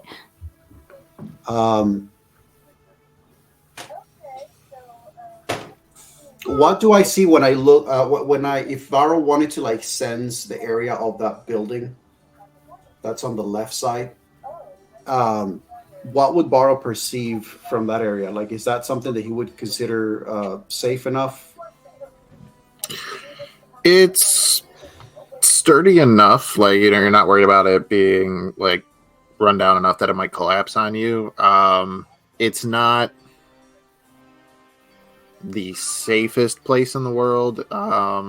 Speaking to Victor rather than Barrow, it's like a gas station. Right. So I mean, they're gonna be, you know, it's not gonna be like super concrete walls or anything like that. It's just gonna be enough that it doesn't blow down with the slightest breeze, and then decayed over time. It's cover. Question. The grenade hasn't exploded yet? Not It's yet. about to.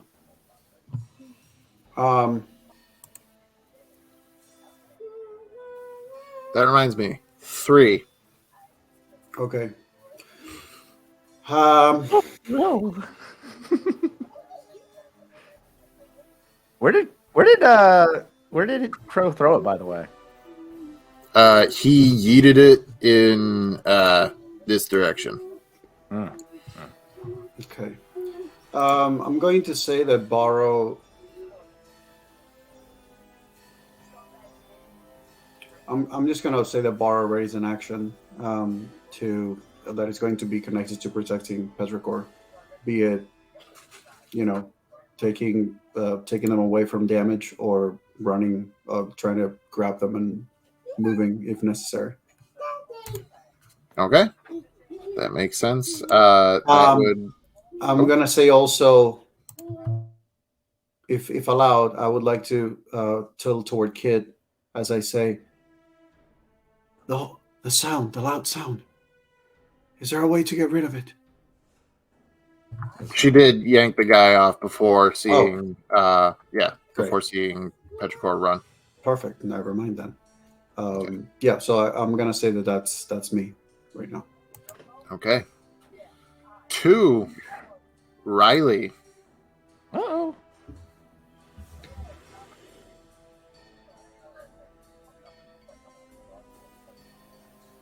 Man.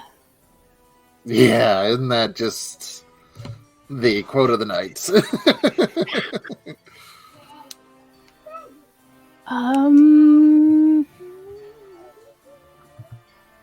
boy. The moment when the blind monk realizes he's not a father of one but of twins. Pretty much.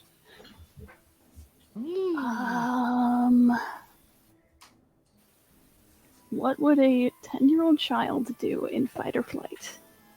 There's also freeze. That's true. Fight, flight, freeze, fawn.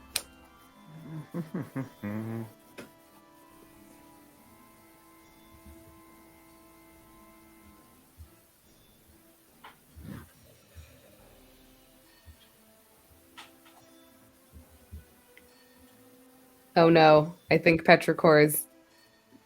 Oh lord, I am scared. I'm gonna roll to see what happens. Oh fuck. I am so indecisive, so I'm letting the dice do the deciding. I feel that. Okay.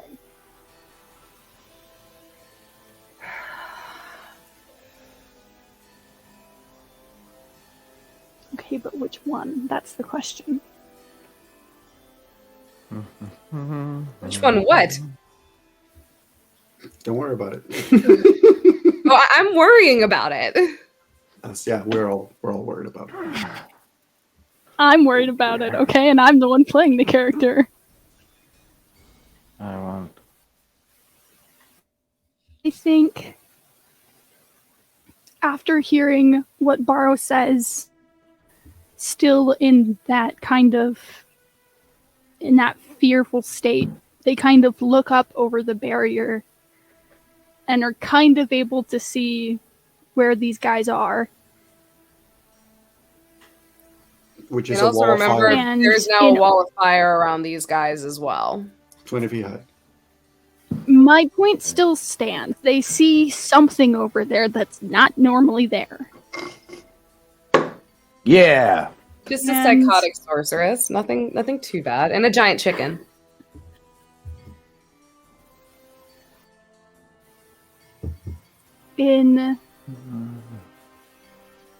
Kit can see almost like this flash of something across their eyes, like they're remembering something, and they'll just kind of timidly raise their hand up over the barrier. And it's a cleric spell, but attempt to cast spiritual weapon. I will say, roll your check to see if you cast the spell, but given that it is Riley, do so with disadvantage. It's already bad.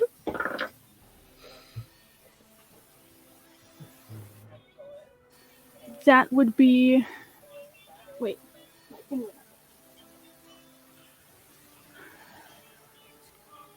15. 15, and this is spiritual weapon.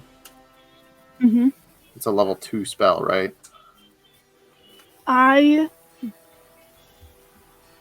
It is, yes. Then you are successful. That has 120-foot range. Uh-huh.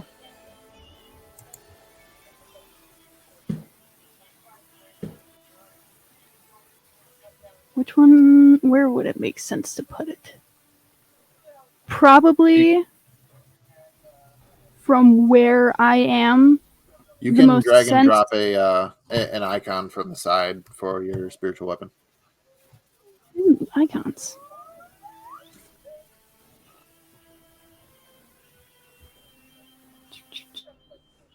What should I use? Just gonna pick a random thing. We're gonna do that. Why not?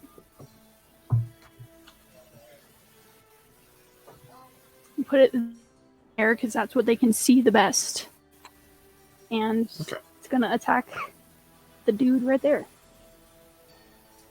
Okay. I will say that the wall of fire, while it's not solid, it does block line of sight, so you will be making this attack with disadvantage. It's 1 foot thick. Oh, wait. Hang on, because they can't see the attack either. Roll normally. Mm-hmm. And technically, it's almost like shooting fish in a barrel if you think about it. What was the roll? Hold on, I'm doing math. 6. Nah, that's an 8.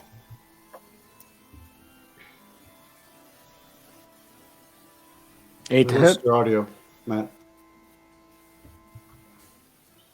So an 8, unfortunately, will miss as you feel the weapon pass through the wall, and you do hear it hit something, but it's not enough to actually cause damage.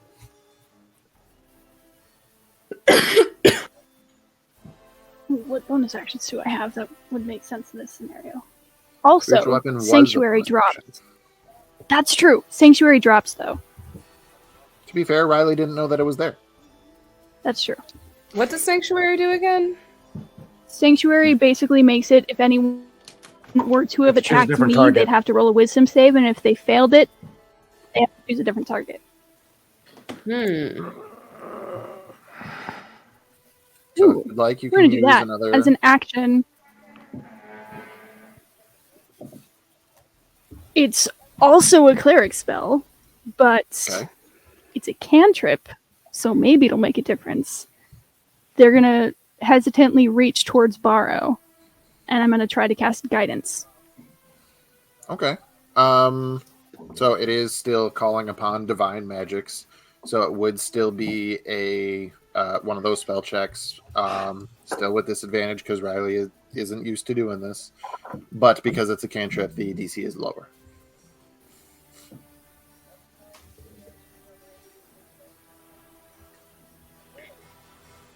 $17. Definitely passes. Borrow, you have guidance. Noted. So, will that be the end of Riley's turn? Despite what their instincts are telling them, they're gonna stay put and just hunker back down. Okay. 1. Clucky, it's your turn. All right. After taking shots, Clucky spreads his wings and uses them to thrust himself forward, and he kicks this truck right here into the further into the flames, trying to hit the people that shot at him. Okay. Give me a athletics check. Let's see. He's still raging. I kicked the truck and it went boom. It's going to be an 18. That is successful. So the truck pushes into. You get 5 feet off of moving the car. Yeah, it would actually bump into 2 of them. I'm just going to have them make strength saves. Yeah, that's a pass.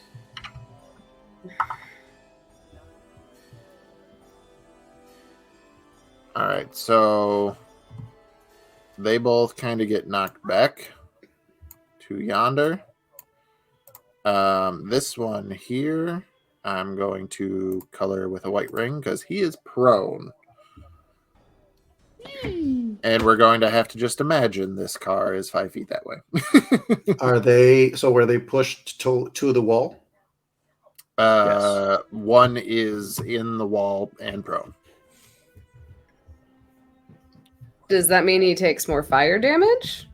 I believe that if, as the wording of the spell, if he They try to like go through it. Yeah, Dex so save, yeah. that's going to be a fail on his dex save. So go ahead and roll some fire damage. Damage. While that's going on, Clucky uses his wings to That will be fly 34 points of damage. Whew. Say again. That would be 34 points of damage. Okay. Because And it's 68. got it. Alrighty. What else does Clucky do? Clucky flies up over the wall using his flight speed and just drops down in the center and goes for a... Would you say the truck kick took a full action or just one of my attacks? One of your attacks. It was a shove. Okay. Second attack, he comes in with it, switching over from his great axe to the great club. He comes down on top of 2 with the great club recklessly. Okay. Going to be a 16 plus. It's going to be a 24 to hit. That hits. And a D8 of damage. That's a D10, not a D8. You silly fucking goose. All right. That's going to be 4 plus 4. That's 8 plus 3. 11 damage with that great club as this column of spectral chickens, or poultrygeist as you like to call it, sprouts up from the ground and follows the trail of the club and smacks into 2. He's using his bonus action to spin and do a talon attack on 3. Okay. That's going to be a nat 20. And it's Don't you have Yummy. things when you have nat 20s? Yes, I get an extra damage die on top of that. So that's going to be 2d4s to roll, and D4 then plus 4 plus 3 for your rage. correct. So I'm gonna grab a couple more d4s out of the old handy dandy bag of holding. Does it add anything if you attack recklessly? That would have been advantage. Yeah, that just gives me He had advantage. to declare that at the beginning of his turn. Okay.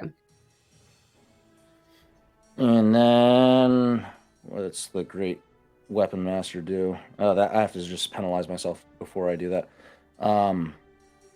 Okay, so yeah, so 2d4 plus an extra 2d4 plus 4 plus 3. So 2d4 plus 7. That's going to be 7 plus 7, 14 slashing damage with his talons. All right. Got it. So Your hit with the great club smashes into number 2. He kind of like gets rocked a little bit. You hear the very loud wood on metal, and then with a turn, you swing with your offhand to kind of, or actually, do you use your foot? Do you like roundhouse him It's with talons? Roundhouse with the talons, baby, because he I doesn't like have it. claws on his hands. Right. So you that roundhouse with talons, Roundhouse. there's a very loud scraping sound, and this guy is rotated around from where he was looking and is now looking at you as well. That is action bonus action. And that ends Clucky's turn. Rage! Zero. Let's go! Oh, Oh. fuck. Xanthi's about to blow up. Xanthi! This spot here is where the grenade landed. Oh.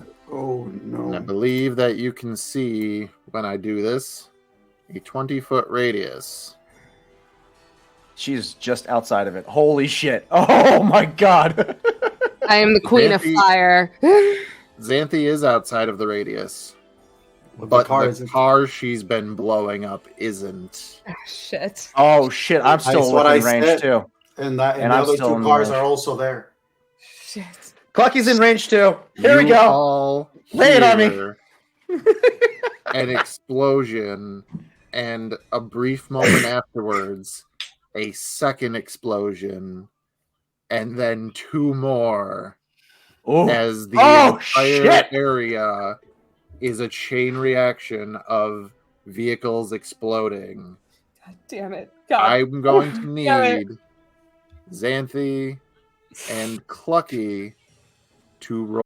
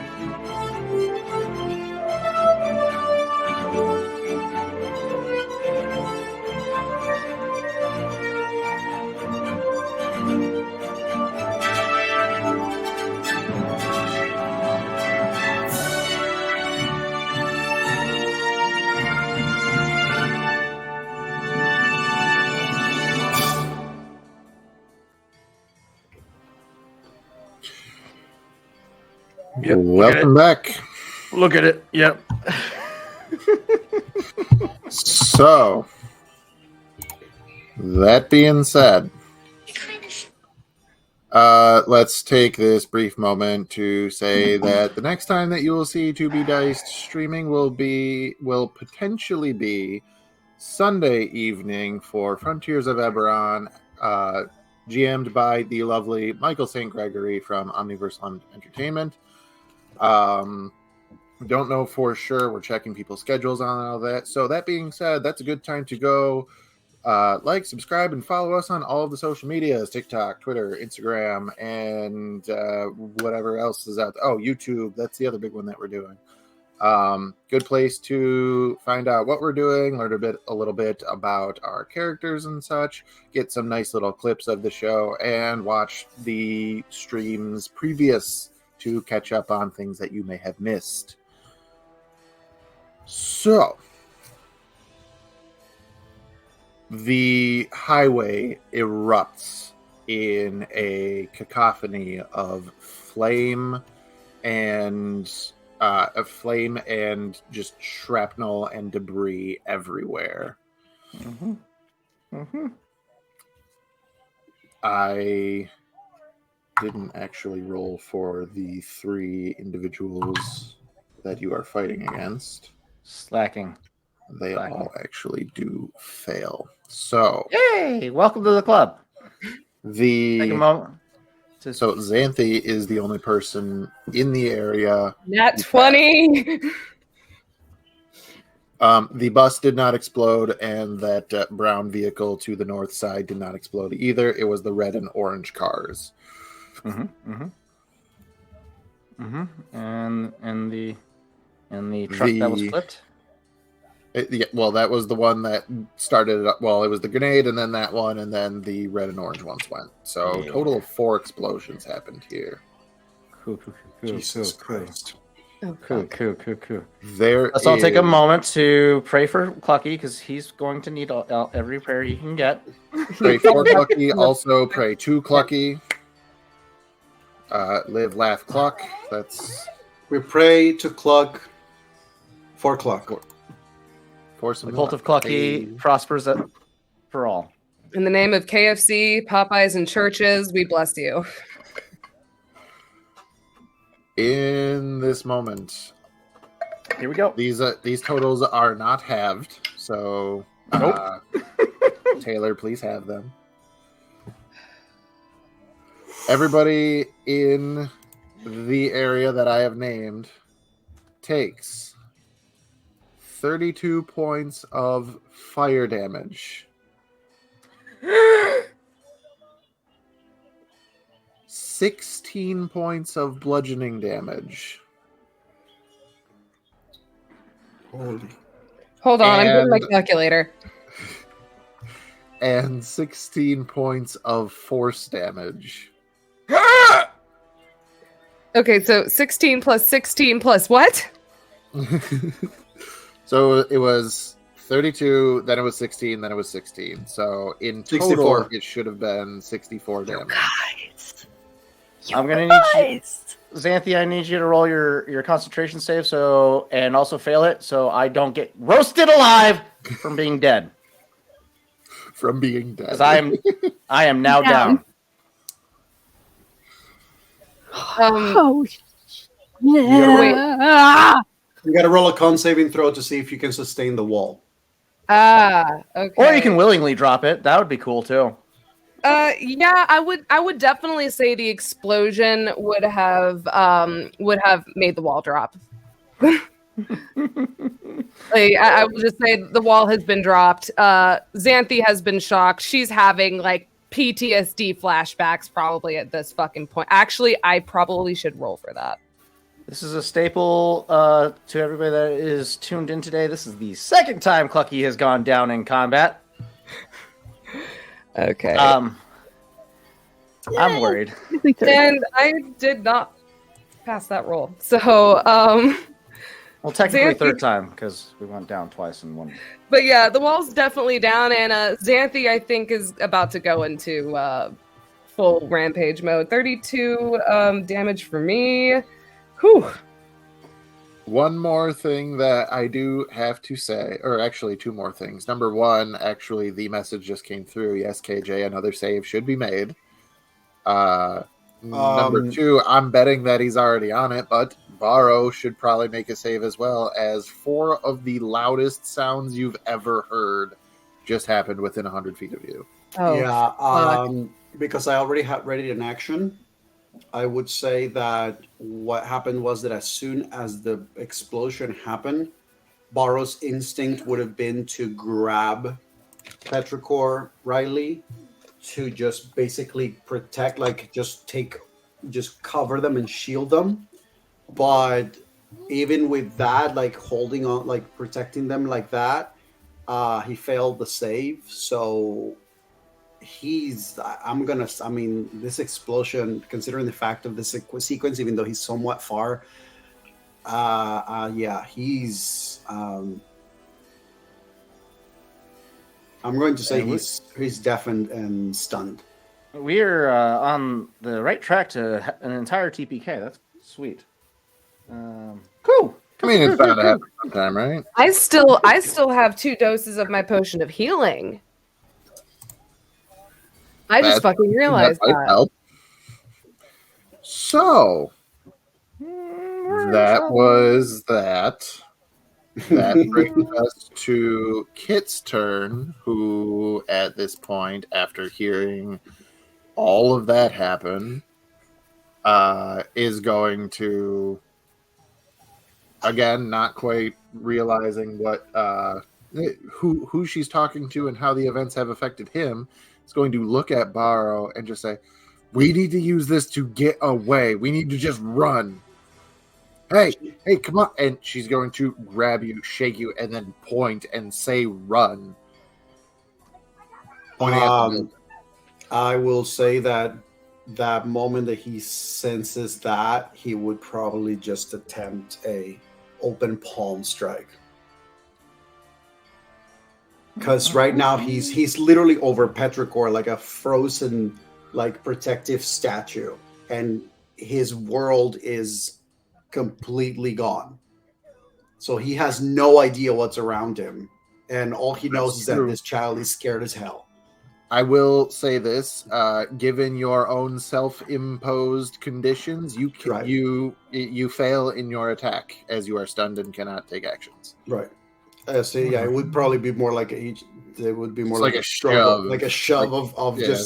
just a thing. Yeah. So with that being said, this is definitely things that Riley, I believe that we're still talking to Riley, says. So in this point, Kit's just gonna like kind of look back over at what is transpiring and just go, "Son of a bitch," pull her goggles down and rotate out, heading back towards the north section, and stealths. I gotta get the grabber tool. 10, 15, 20, 25, 30. Bonus action 5, 15, 20, 25, 30. Yep, that's where Kit gets. All right. That is Kit's turn. That brings us to Xanthi. Okay. After the whole explosion, I failed my fucking save. I would say Xanthi probably thinks she is back in the laboratory right now, seeing seeing these 3 giants. And again, Clucky, I will say, like, I feel like, I don't know, because again, Clucky is one of the very strange things that could, I don't know, but either way. Clucky is a body on the ground right now. He can't help you. Does he even have any feathers anymore? Like, or is he can't help making anything? Dinner is served. So, but Xanthi is probably going to run directly at these giants, things. And she is going to Since Clucky's already dead, she's just gonna cast Agasor Scorcher on 4th level. And give me an automatic 2 fails. I would All right, like to point got it. out that he is Oh, not dead. shit. He's unconscious. Fuck! I just realized that. Never mind. Okay. I can't use careful spell either. Shit. You know what? She's just going to let's just do some acid splash here, and Xanthi will lift her hands, running over. She will run right over to where Clucky is, probably right beside Clucky, and she will cast acid splash on the one. Let me see. What's your feet of movement? 30 feet, and that is exactly 30 feet to be right here. Ah, shit! Yeah, no. I'm trying to. You can be right below Clucky. That's as far as 30. Yeah. Hit you. But that's actually if the car is there and you have to like zigzag. I don't know. You should run. You should just run. You should just run. Just run. Leave Clucky. Leave him. Like, one, again, Xanthi is not in a right state of mind, so. I know. you should be frightened and want to run away. The thing is, if she ran away, she would get killed. So it's attack and kill these people before they kill her. That's how her mind thinks, is it's either kill or be killed. And if you run, they're going to kill you eventually. So you might as well just get rid of them. So, yeah. Actually, hold on. There's cars and shit on fire, right? Yeah. I would like to use Control Flame, and I will set one of the guys on fire. Control Flame is a cantrip, and in the cantrip it states that you can't really like catch another person on fire with it. Basically move from point A to point B, but not enough for anything offensive. Boo! Boo! Utility cantrip, not so great when you want to make things burn. Okay.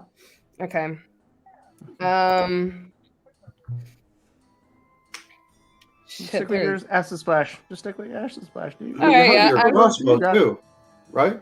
No! What? What did you say? Try to get me shot. So you have your crossbow. I don't know. Oh, God. Wait, I have a crossbow. Gomes clutching on the ground. Automatic 2 fails right there. Okay, got it. Skewer Clucky. It's going to be chicken kebabs for dinner tonight. Everybody just wants to kill Clucky so bad today. I don't get it. I don't know what's going on. Clucky has been so nice to you all. Xanthi is going to stick with the acid splash. And by chance, due to the fact that they are wearing metal armor, could they roll with disadvantage on their dex saves? Because, you know, like acid, corrosion. You've seen Alien, right? They don't have disadvantage on their dexterity saves because these armors actually are mechanically enhanced to assist with mobility. It's a Like an exosuit. He can jump. It looks very upset. How dare you, Matthew? How dare you do this? How dare you make technological armor that I totally didn't just rip off from a very popular video game franchise? Fallout. What? Okay, so yeah, I will do the acid splash. I will. I don't know how to do the little laser. I will. Just pick 1, 2, or 3. I will be taking out 3 and 2, or I'll be trying to take out 3 and 2. Okay, and what is the DC? The DC is. Give me a moment. 16. Okay, they both fail, so you can roll some damages on them. Number 3 and 2. That will be 8 points of damage. 8 points of acid damage. And as my bonus action, here,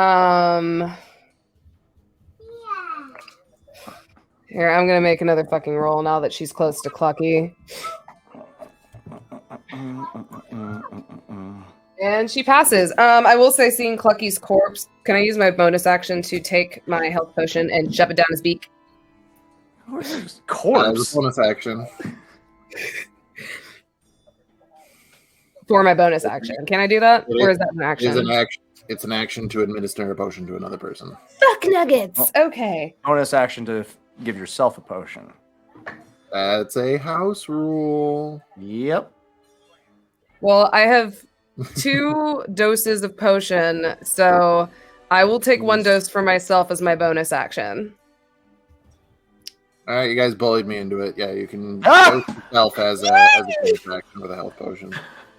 Okay, Oh, okay. that was you said. Okay, my bad. Wait, so I can shove the health potion down Clucky's beak? Your own. Oh, my Your own. own. Oh, I don't have a beak, but thanks. So yeah, Xanthi's gonna take a swig of health potion, leaving the rest for Clucky on her neck. And she is going to sit there and scream, "The bird is down! I repeat, the bird is down!" Black Hawk down! Black Hawk down! Eagles landed! Crash landed! Oh, I'm gonna die. Oh my god. I really don't want Clucky to die, though. I really don't want Clucky to die. He is like... I need to get that feat already, or not feat, but barbarian feature where I can just roll con saves and not go down. Isn't there a barbarian feature to where, like, if you are going to be like knocked dead, you can still have 1 HP remaining? I have that for Grundle. Yeah, it's a barbarian feature. I just gotta level up further. Level up faster. That will bring us around to Crow. Yay, He's Crow. going to pop up from prone and take a shot at numero uno. We're going to actually no, I take that back. They're going to stay prone. They're just going to rotate around and as a bonus action flick out their bipod. So now they have advantage on their rolls. Oh, hell yeah. Need another Snipe that bitch. twice. I don't want to be the asshole that it's like, but the car is in front. No, Clucky kicked it. No, but well, actually, that car is exploded. It blew up. Like, all the cars have blown Whatever up. remains of the car and the smoke and the fire. Clucky kicked it, remember? And it was moved. Who? He used his Clucky strength. That wouldn't help us with this angle. All right. He makes 2 shots. They both hit. Let me just double check damage here. Alrighty, so attack number 1. Ooh. All right. And this is on number 1. Okay. Hang on. What did that math? Okay. Next, in 2 levels, I get to have Relentless Rage. So exciting. Oh, wait. I need to take that back.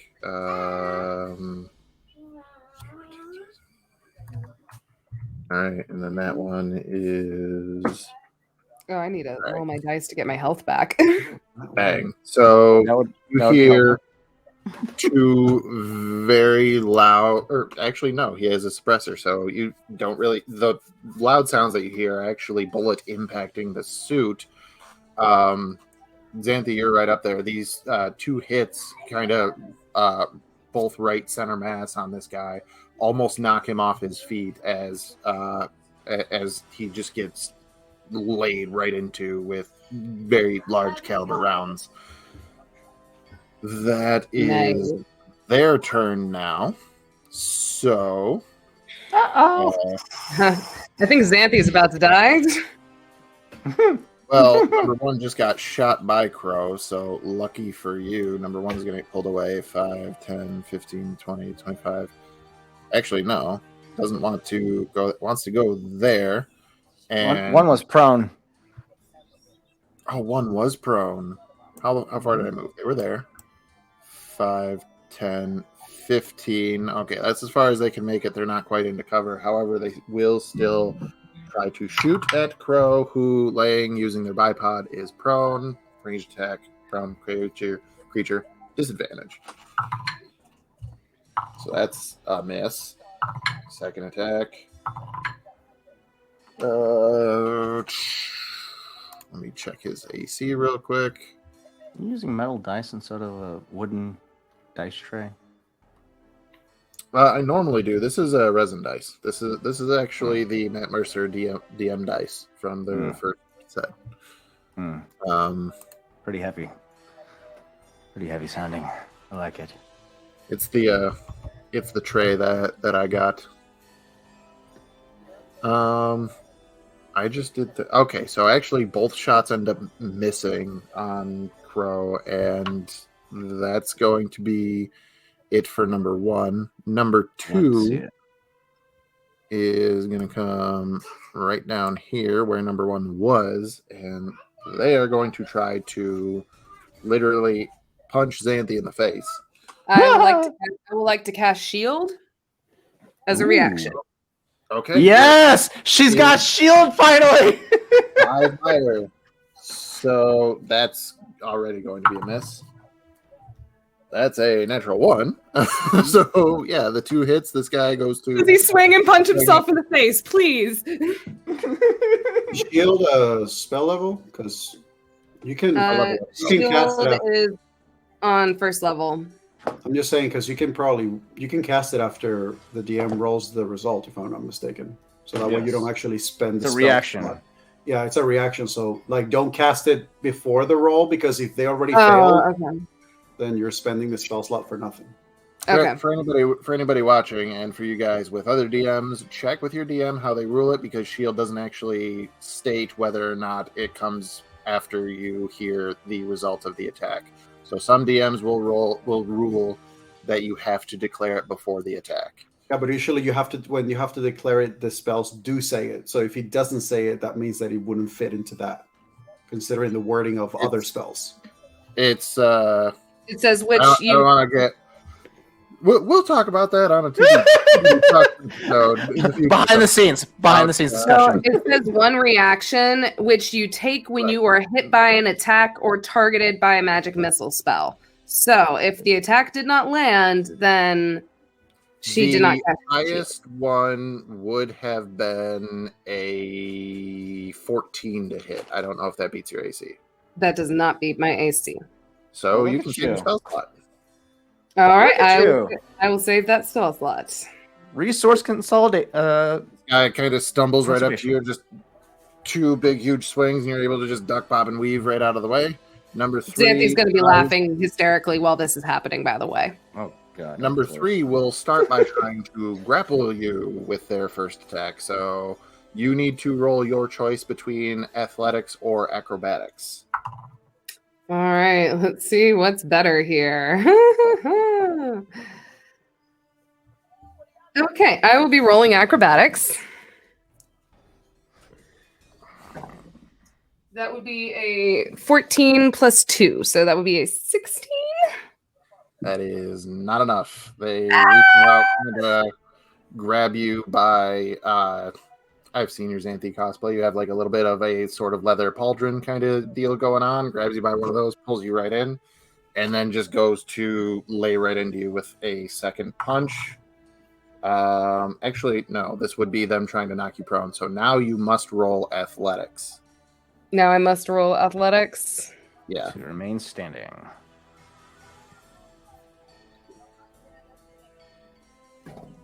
They rolled really low. That is a nat 20 plus 1. This guy tries to shove you prone. You just kind of like backstep with him. You do not. You're able to stay on your feet, and that's his turn. That is the end of all of them. Now we move to Borrow. Okay.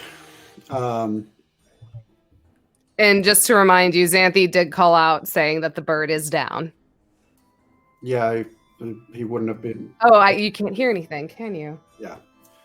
I mean, now that it's my turn, I can say that Lord DM, would I be able to say that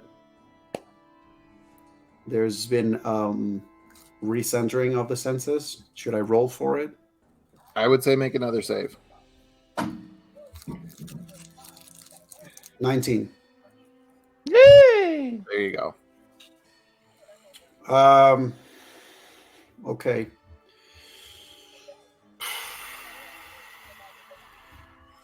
I mean,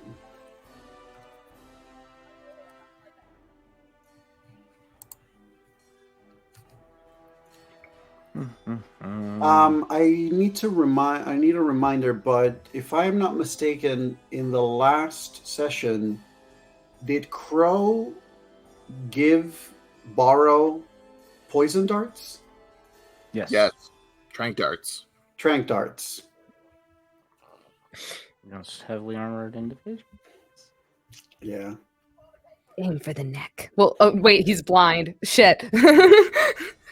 Uh, That hasn't let's stopped just- him when it comes to throwing darts. Yeah, that's not the Well, issue. yeah, but against like a heavily armored individual, you can't like specifically aim for like a vital point that would be exposed. Why do you have to be blind, Borrow? God damn it. No, the good thing is I thought that I didn't, but I do have the distance. I'm gonna say, as Barrow manages to center himself again, and the world around starts to make sense once more, he hears the commotion in the distance, the fighting. He's able to hear like the grunts from Xanthi. He's hearing the steps of someone approaching toward the muffled sound of the shot from Crow. And in that moment, he'll just whisper to Riley, "Stay down. Stay hidden." And with that, Borrow just turns and runs to meet this guy. Number one, he just is running straight up, staff low, as he's just moving forward, and attempts to bring upward the staff to smack right into the head of the guy. Roll the hit. That's a 16. Not gonna hit. Not gonna hit? Nope. All right. That's another 16. Nope. Maybe the 16 hits this time. Would you not? No. Flurry of blows. All right. That is a nat 1. Oh, my god. fuck. Are you kidding me? I'm gonna use my point of inspiration to reroll that. We're All dead. right. We're dead. We're dead. We're dead. We're dead. We're dead. That's a nat Oh. 20. Oh. There we go. Hey, there we go. Goddess of Timora has shown. How do we do the crits again? You're using your staff. That's a D8, right? Yeah, it's a D8. So you're going to be rolling 1d8 plus 8 plus your dexterity modifier because you're a monk. So I just had a plus 8 to whatever my usual roll would be. That is going to be 21 points of damage. There we go. For the sake of argument, remind me, your strikes are magical now, right? Yes. All right. Because they have resistance. I completely forgot I have a new dice potion. Is it still up?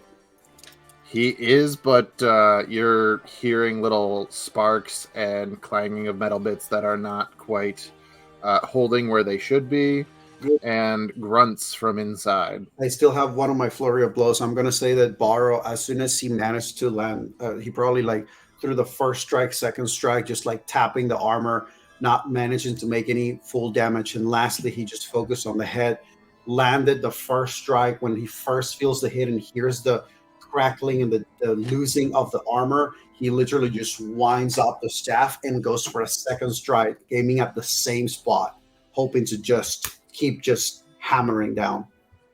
Let's Swing go, away. Borrow. Let's go. Mother. Call this the Borrow beatdown. Oh, damn it. Nope, not the Borrow beatdown, I guess. Nope. That was at 2, so 11 total. Unfortunately, as you're going right for that same spot, he brings his arm up and just right into the forearm of his armor, and just you hear that loud whang, and he just kind of is getting ready to turn back on you. Yeah, that's fair. Here comes the death Yeah, saves. I mean that's it for him. All right. Riley, that would be your turn.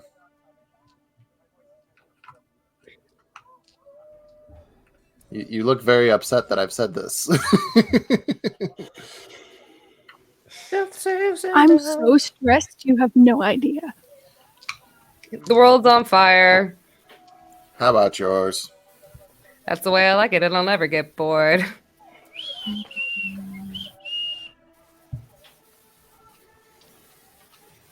I don't even fucking know.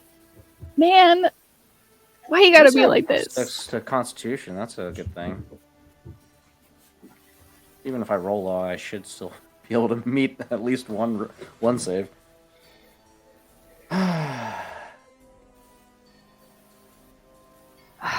You motherfucker. Don't get below. Just don't roll below a 4. Just don't roll below a 4. That's all I need. I am sorry. That's all I need.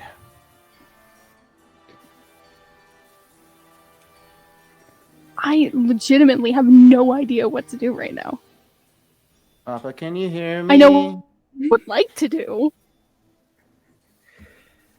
Oh, God.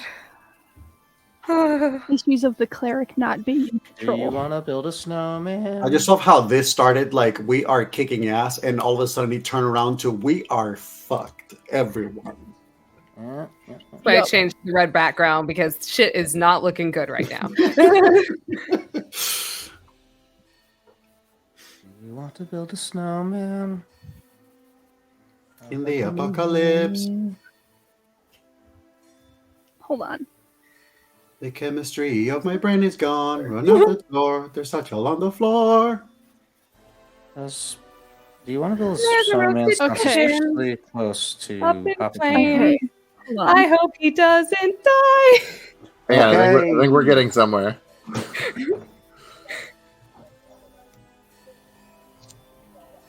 Are we making any headway? My therapist Yes, is gonna hear I'm about just- this. It's only a 4th level. But I could get 2 of them.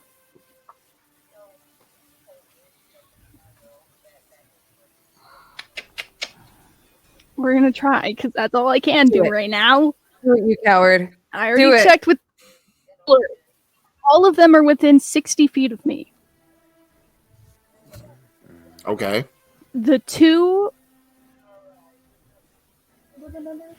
and 3 need to make wisdom saving throws of 16. Okay.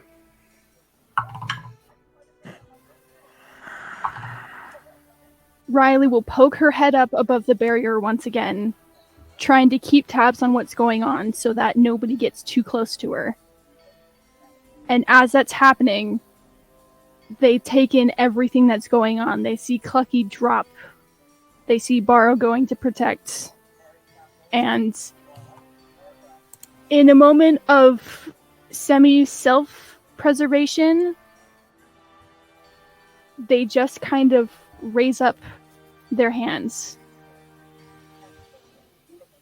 kind of pushing them forward a little bit. And like in their brain, they have no idea if this is going to work. They only kind of vaguely know that they can do weird things that most people can't, and are going to try to cast Hold Person on 2 and 3.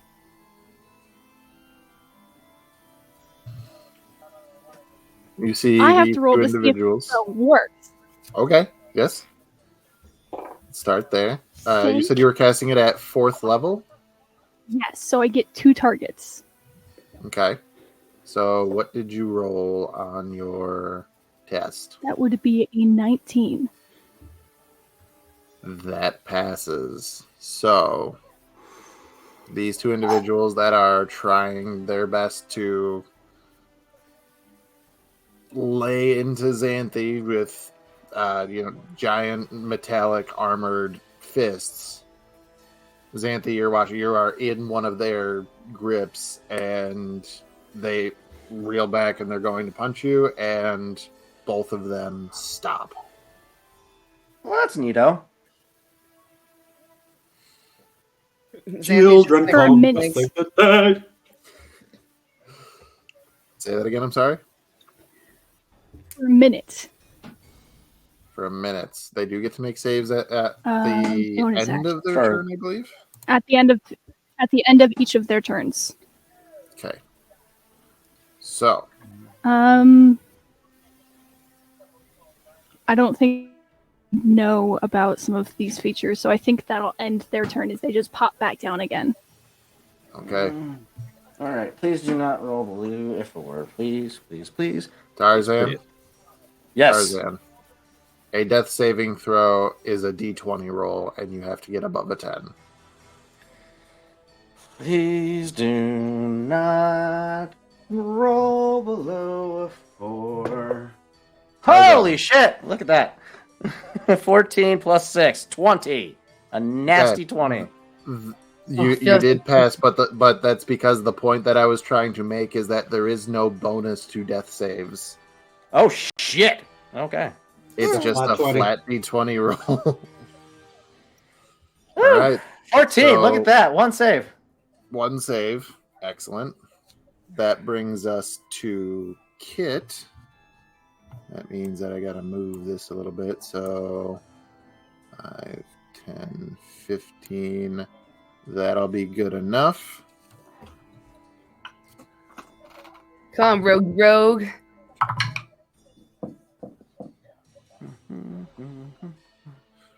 Let me double check what this is.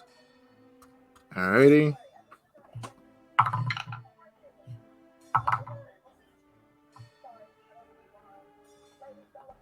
Barely. Okay. All right. So, popping off 2 shots, both do hit.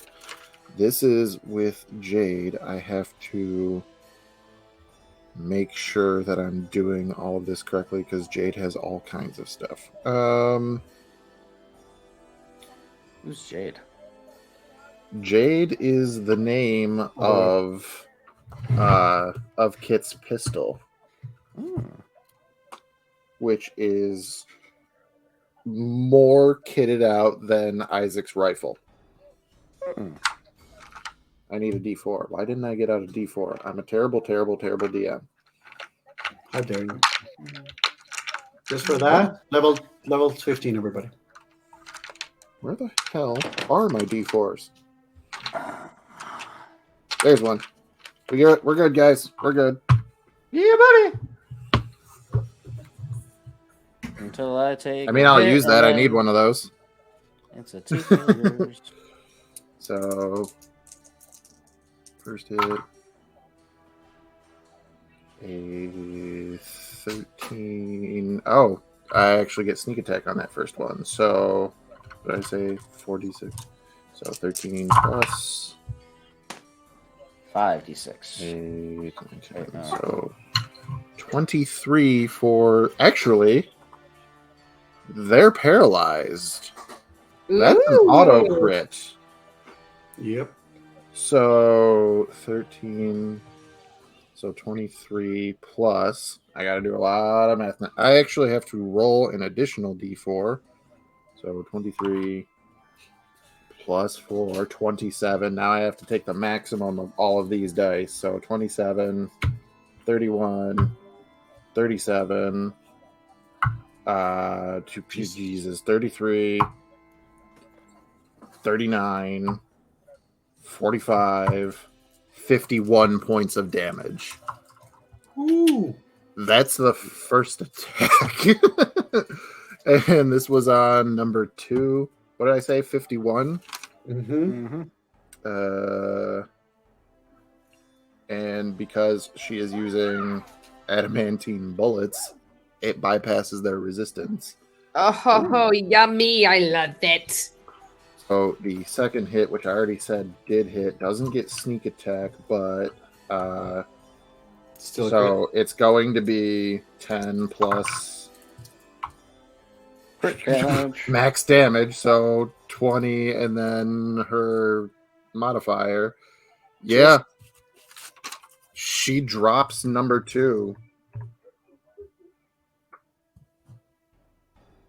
Holy hell. 2 down. Yeah, buddy. Yeah, buddy. Yeah, buddy. Ladies and gentlemen, this is why Hold Person is one of the best spells in the game. Holy cow. So that's actually just Kit's action. Bonus action. Yeah, bonus action. They're actually just going to take a step back and then hide again so that they can stay where they need to be. It's not as high, but hidden for now. Okay, that's Kit. Now we go to Xanthi, who is right next to a paralyzed soldier. So does this mean that is he still grappling me currently? I don't think you can grapple somebody when you are paralyzed, so I believe that the grappled condition is gone from you. All right, so Xanthi's kind of just going to smack his hand away, and she is going to use her action to take the last dose of potion and shove it down Clucky's beak. Hey, look at that. Alrighty. good. Like, Roll the applicable dice and heal the burb. I will heal the burb. It's 2d4 plus 2. So that will be 6, 7, 8 points of 8 points of healing to Clucky, and he will be back up, and she'll be like, "Okay, Burb Brain, let's go." Woo! Just here. Again, I have to coughing. ask, if Clucky took so much fire damage, does he still have his feathers? The fire damage wasn't what killed downed him. It was the force damage. I mean, he's got some But- cinch on him for sure. And yeah, It's not like he doesn't look like a rotisserie chicken. he's not. He's hurting. He's a hurt boy, but he's ready. He's unraged, but he can. Will that be all for Xanthi? Xanthi is going to use quicken spell. And so I'm going to get rid of one of my sorcery points here. And she is going to use her bonus action to cast. What do I want to cast?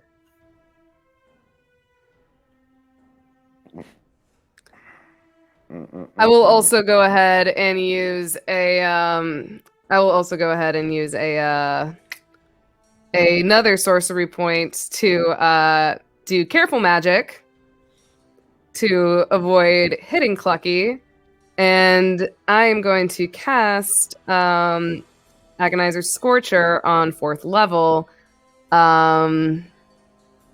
at these two individuals. One. The other one is dead, so you can save your spell slot because you can just shoot it right at number 3. Oh, okay. All right. Well, yeah, I will go ahead and I will. Wait, what do you mean by saving a spell slot? So you don't have to do. You can The target. sorcery point. I'm sorry, not the spell slot. Oh, okay. All right. So let me add that sorcery point. And I cast Agonizer Scorcher on 4th level. That will be a dexterity saving throw of 16. Nope. He's paralyzed. He can't make dexterity saves. Oh, well then, yeah. Auto fail. That bitch is gonna burn. Roll the damage, baby. That will be 22 points of damage, good sir. 22 points of damage. Alrighty. Got it. He is still standing.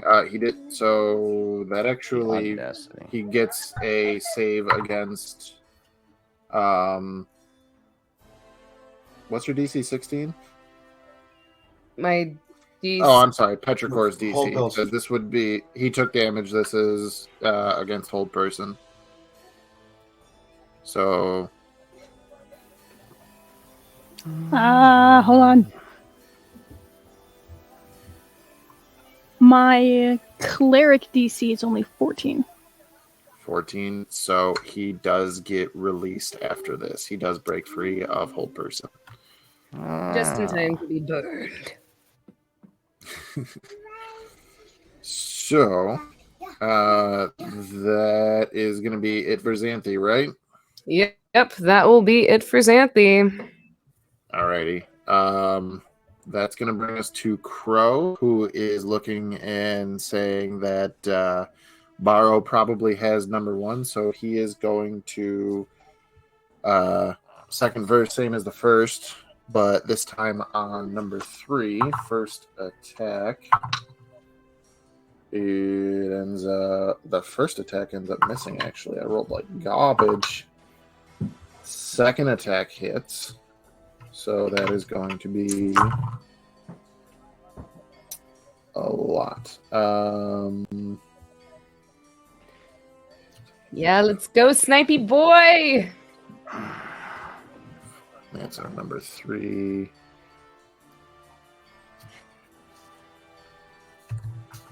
Oh god, it is so darn close.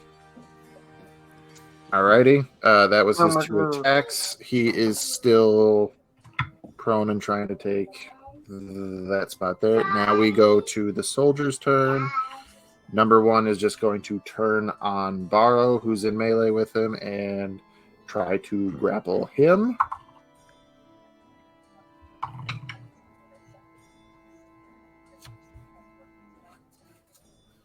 So you get to make your choice of athletics or acrobatics check, Mr. Barrow. 13.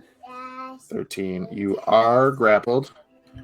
Second attack, they're going to try to shove you prone. This time you must do athletics, and I ain't going to lie, that's a 19 on the die for a total of 25 for their check. Yeesh! That is a 19. Meets it, beats it. Well, it's a total of 25. Oh, never mind. Then I'm prone. I'm prone. All right. That is unfortunately their whole turn, but yes, you are now prone, and it is And your turn restrained. with this individual on top of you. Oh yeah. No, they don't have grapple. That's right.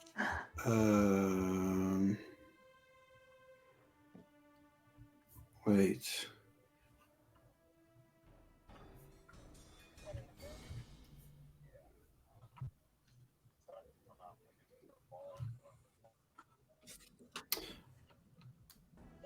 And so to get up, can I get up, or is it because I'm grappled I can't? You're not grappled anymore with a shove. Oh, right, because I'm not. Okay. Yes, you are. Also, I am. Shove ends the grapple, unless you have Only the if grappler they- feet. You No, it can- doesn't. you He then doesn't restrain. leave the square. If you just shove them prone, they don't leave the square, which doesn't break the grapple. So, because you're grappled, your speed is 0, and to stand up costs half of your speed. So you cannot stand up. So currently I cannot stand up. Yeah. Would disengage allow me to remove the grapple? Unfortunately, it doesn't work that way because that would just stop them from attacking or getting opportunity attacks against you, which happens when you move out of their reach. And if you can't move, you can't exactly move out of their reach. Okay.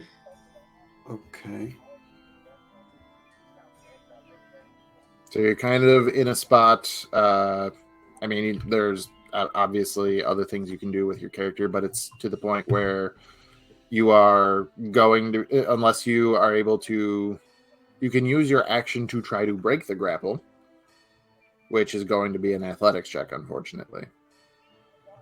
That needs to be the 22. Well, it needs to beat whatever he rolls. You can chance that he rolls really low while you roll really high. Okay. But that does take your action to break that grapple. Right. So technically, and I cannot I would attack like while to I'm remind you, grappled you as well? still have guidance. That's true. That would be a bonus on these checks because these are skill checks. Wait, but if I have guidance,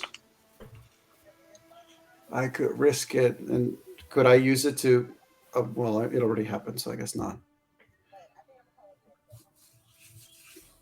I cannot attack in my current state, correct? You can attack. It would be at disadvantage because you are prone.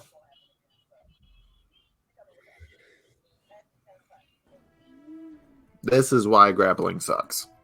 I don't know what you're talking about. I love grappling. Oh, Well, it's great I when feel you are the grappler. Yeah. It sucks to be grappled.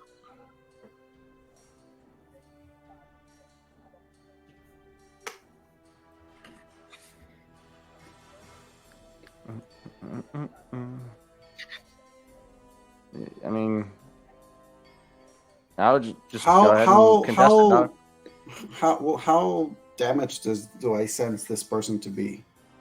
A lot. Very damaged.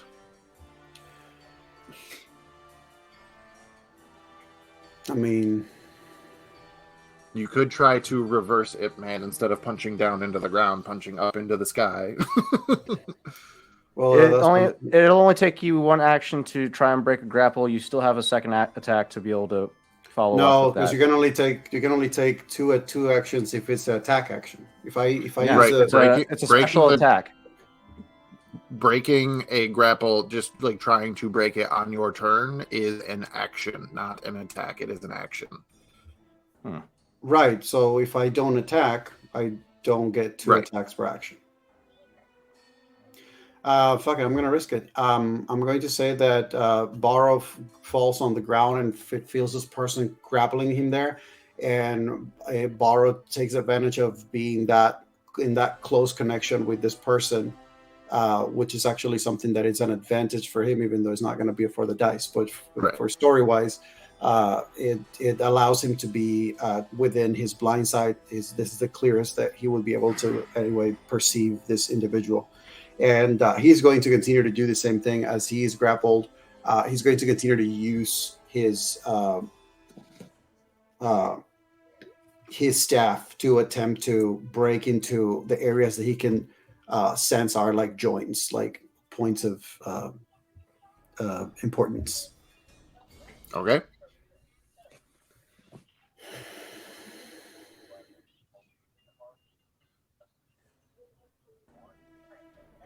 I'm trying to make sense of what this would make sense for Borrow. If he's grappling on the ground, would he be able to use his staff?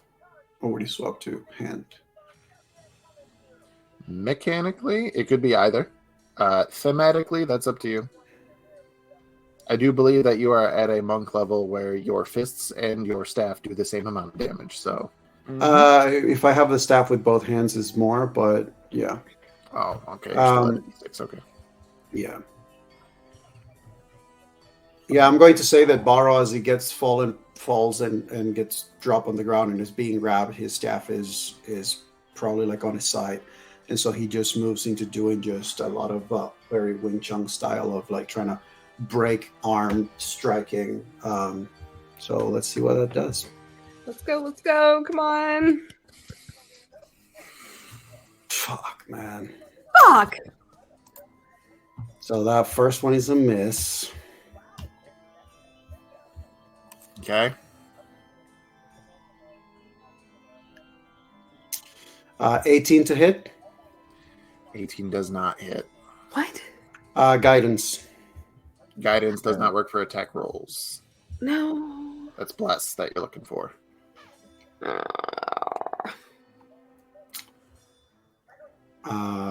Okay. Flurry of blows, I suppose. Okay. 20 to hit.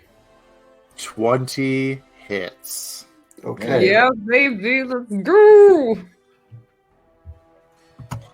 So that is going to be 11 points of damage. And here's what's going to happen. As Borrow, that's the first flurry of blows, yeah? Uh-huh. Is it still up? You tell me how you knock him out. Great. As Borrow gets grappled into the ground, staff falls. He's struggling with this person. He first begins to attempt to just break the base of this individual's like hold, but the suit that it's wearing seems to not be giving in, and so he hears the little metal of the area where he already had hit, and that's when Barrow just takes a moment and does a grab, like he moves his leg up and grabs it around the arm to then twists the body as he puts this weight, makes the body fall, and as he does, he just brings a hammer fist down and just smacks the side of the helmet that he had been striking before, and just that impact is a dry, just sort of bang, and with that, the guy it's lights out, and it just drops. Very heavy metallic thud on the ground as this armor that weighs hundreds of pounds all of a sudden becomes motionless. You are now no longer grappled. You have your speed back. You can stand using half of it and move again if you wish. Great. Because you still have one flurry of blows left. Yes, I don't quite know if you're going to be close enough. I don't think I am with having to get up, unfortunately. And flurry of blows has to be a hand. Does he have to be? It's got to be unarmed strike. Unarmed strike, yeah.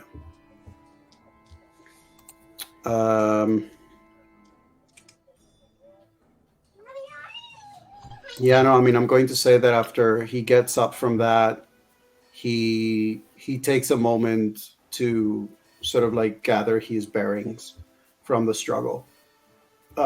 Being able to finally, now that he's a little closer, he started to get a better sense of the whole situation with like Xanthi and Clucky. So I'm going to say that he's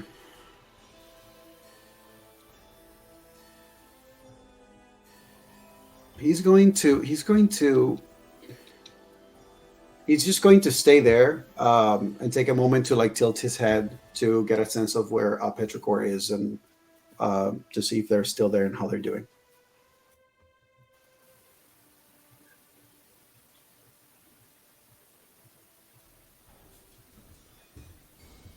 So, Petrichor is down. Nope. Oh, actually, a little bit far away. Is probably within. Yeah, not within your blind sight, but within your other senses, you do. You can perceive Petrichor, not Petrichor. Yeah. Riley Core. The child. The child. This is called Petrie. Apocalypse. Grug. Grogu. With that, it is Riley's turn.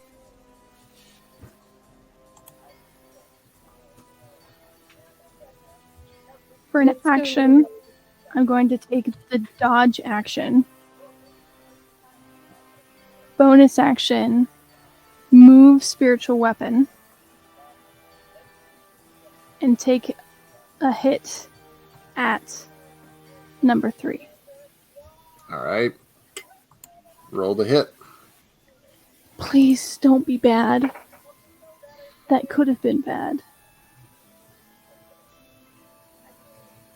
What is math? Evil. What is math, baby? Don't flunk me. 22. 22 hits. Let's go, little child of the apocalypse.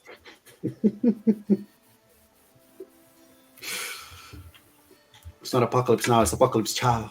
Riley's about to get wily. Let's go. 9.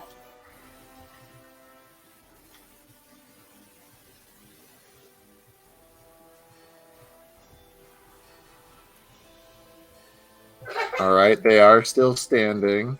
That would be your action and your bonus action. So that would bring us, unless you would like to move, that would bring us to Clucky.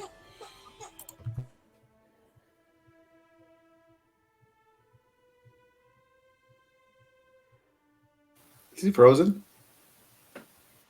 Oh. I'm waiting to hear if that was the end of her turn. Their turn. Yeah, it is your turn, Clucky. Yeah, cool. I'm Cool. done. Cool. Cool. All right. Let's go, birdie boy. Bucky's awake now. Holy shit. You're I would welcome. say, Xanthi, before you were able to get to him, you would see that Clucky in like a feigned state was reaching up to the sky as he was reliving a moment in time when the farmer that he was raised with lay dying before him. You could hear, if you were listening, you would have heard him cooing, trying. It would be safe to assume that he was calling out to the farmer. But you don't know this because you're not seeing his memories. As you administer the potion, his eyes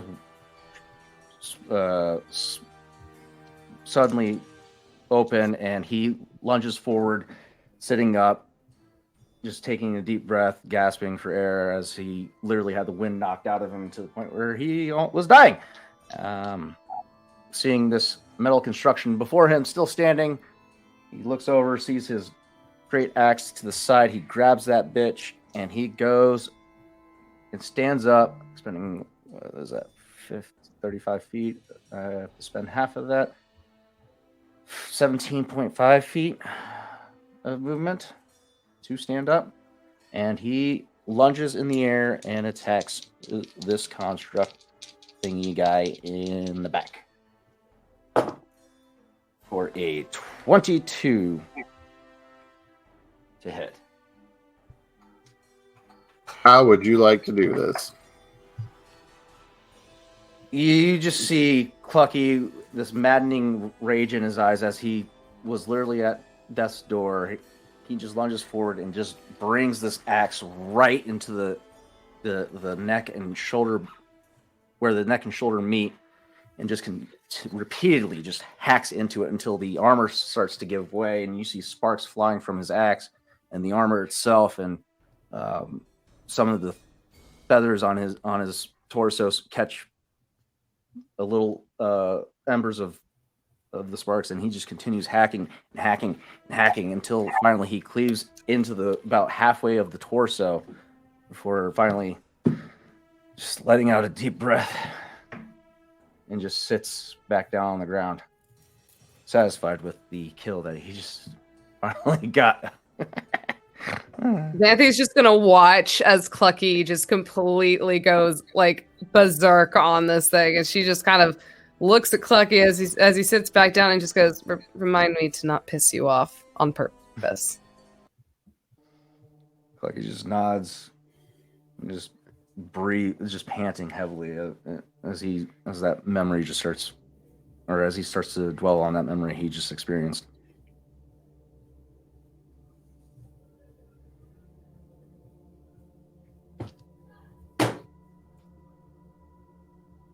Now that we are out of initiative, the rolling fire and the sound of embers crackling and every piece of debris slowly rocking to a halt. You're now left with 4 dead bandits and 3 dead soldiers. One unconscious. Xanthi's gonna unconscious. start looting the soldiers. I'm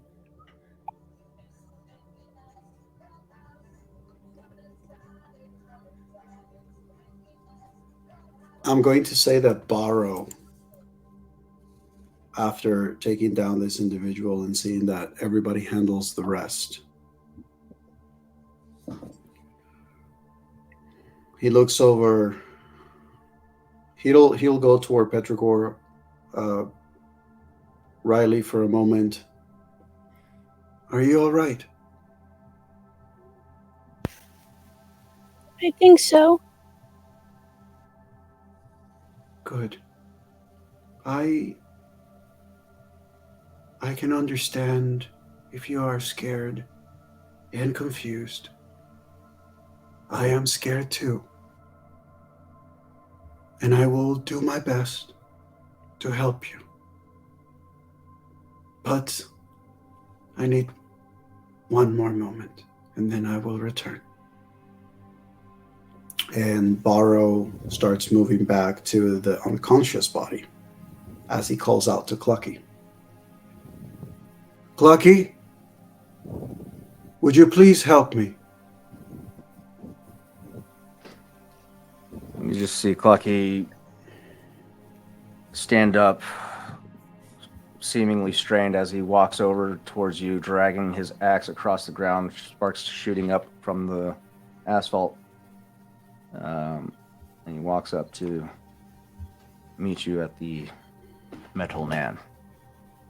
Aura actually reaches and takes out the one potion of healing that he has and hands it to Clucky.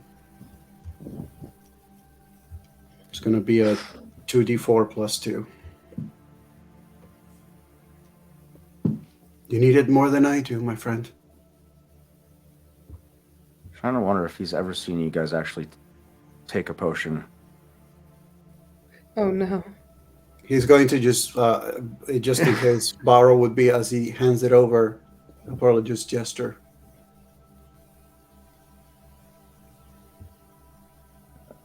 He will take the potion and he starts pouring it in, but he also puts the glass vial in his mouth as well.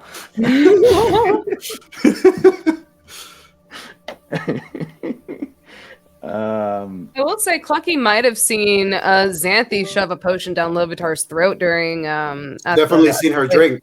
You're definitely seen her drink. Yeah, you'd also have seen her drink. So it's more so of like I'm too tired to hold this vial with my hand as I drink it. More so, I'm just gonna use my mouth to hold the vial. So you get yeah. You can roll, or I can roll for you. It's a 2d4 plus 2. It's gonna be 6 points, 8 points. Look at that. We're up at 16 now.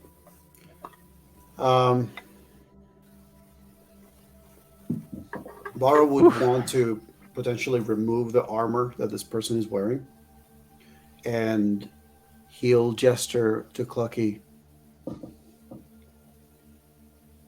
this way, and Barrow will have Clucky help him carry this person into the bus, if possible. I know that the other car crashed, but would the door area be available? Yeah, Petrichor got in on the driver's side, which is not really characteristic of a school bus most of the time, but on this one it is. Because it's an alternate universe and there's a door on the driver's side. Mirror dimension. I'm going to say that Barrow has a moment where he has Clucky, they walk into the place, gestures for Clucky to drop the figure in one of the seats. I'd like a volunteer really quick to roll a d6 for me. Who? Me? A volunteer, so whoever's going to roll. I'd be willing to roll. 5. Okay. All right. So, okay, gotcha. So you get this guy in there, you sit him down, you take his helmet off, and as you're taking the helmet off, you can hear something from the inside, which is a lot of static, but behind it, there is a voice. And through the broken static, you hear, "Did not copy. Did you say they had the package?" Yes. "Soldier, did you say they had the package and were en route to No. the castle?" No. No. Yes? Barrow holds the helmet near him as he hears it. What was the name of the boss guy that we were talking to most of the time over there at the castle? General Robert Parsnick. Like parsnip. No, with a K. I would like to speak to Parsnick.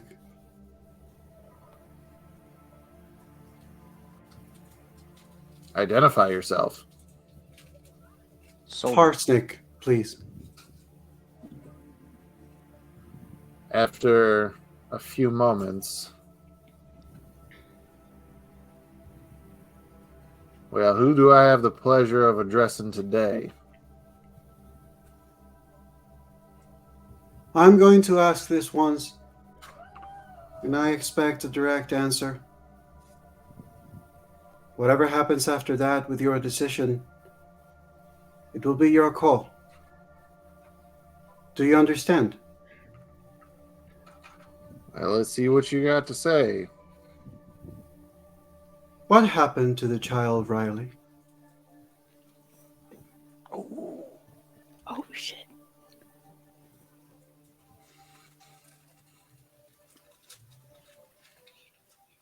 And that is how we're going to end tonight's episode. you son of a bitch! You did Oh, not. Yes, I did. Oh shit. I will.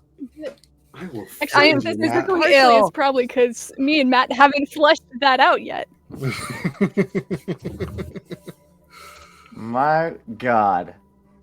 Thank you, everybody who tuned in this evening. I hope we all had fun with our almost 4 hours of straight combat, and there was Jesus. absolutely no stress involved whatsoever. It's not like we Uh, all blew up or God. anything. Thank you again for tuning in. 3 times. Like, follow, subscribe, all the 3 times. things. Do the social media things. Tell a friend about us, and we will see you next time on To Be Diced. Clucky lived.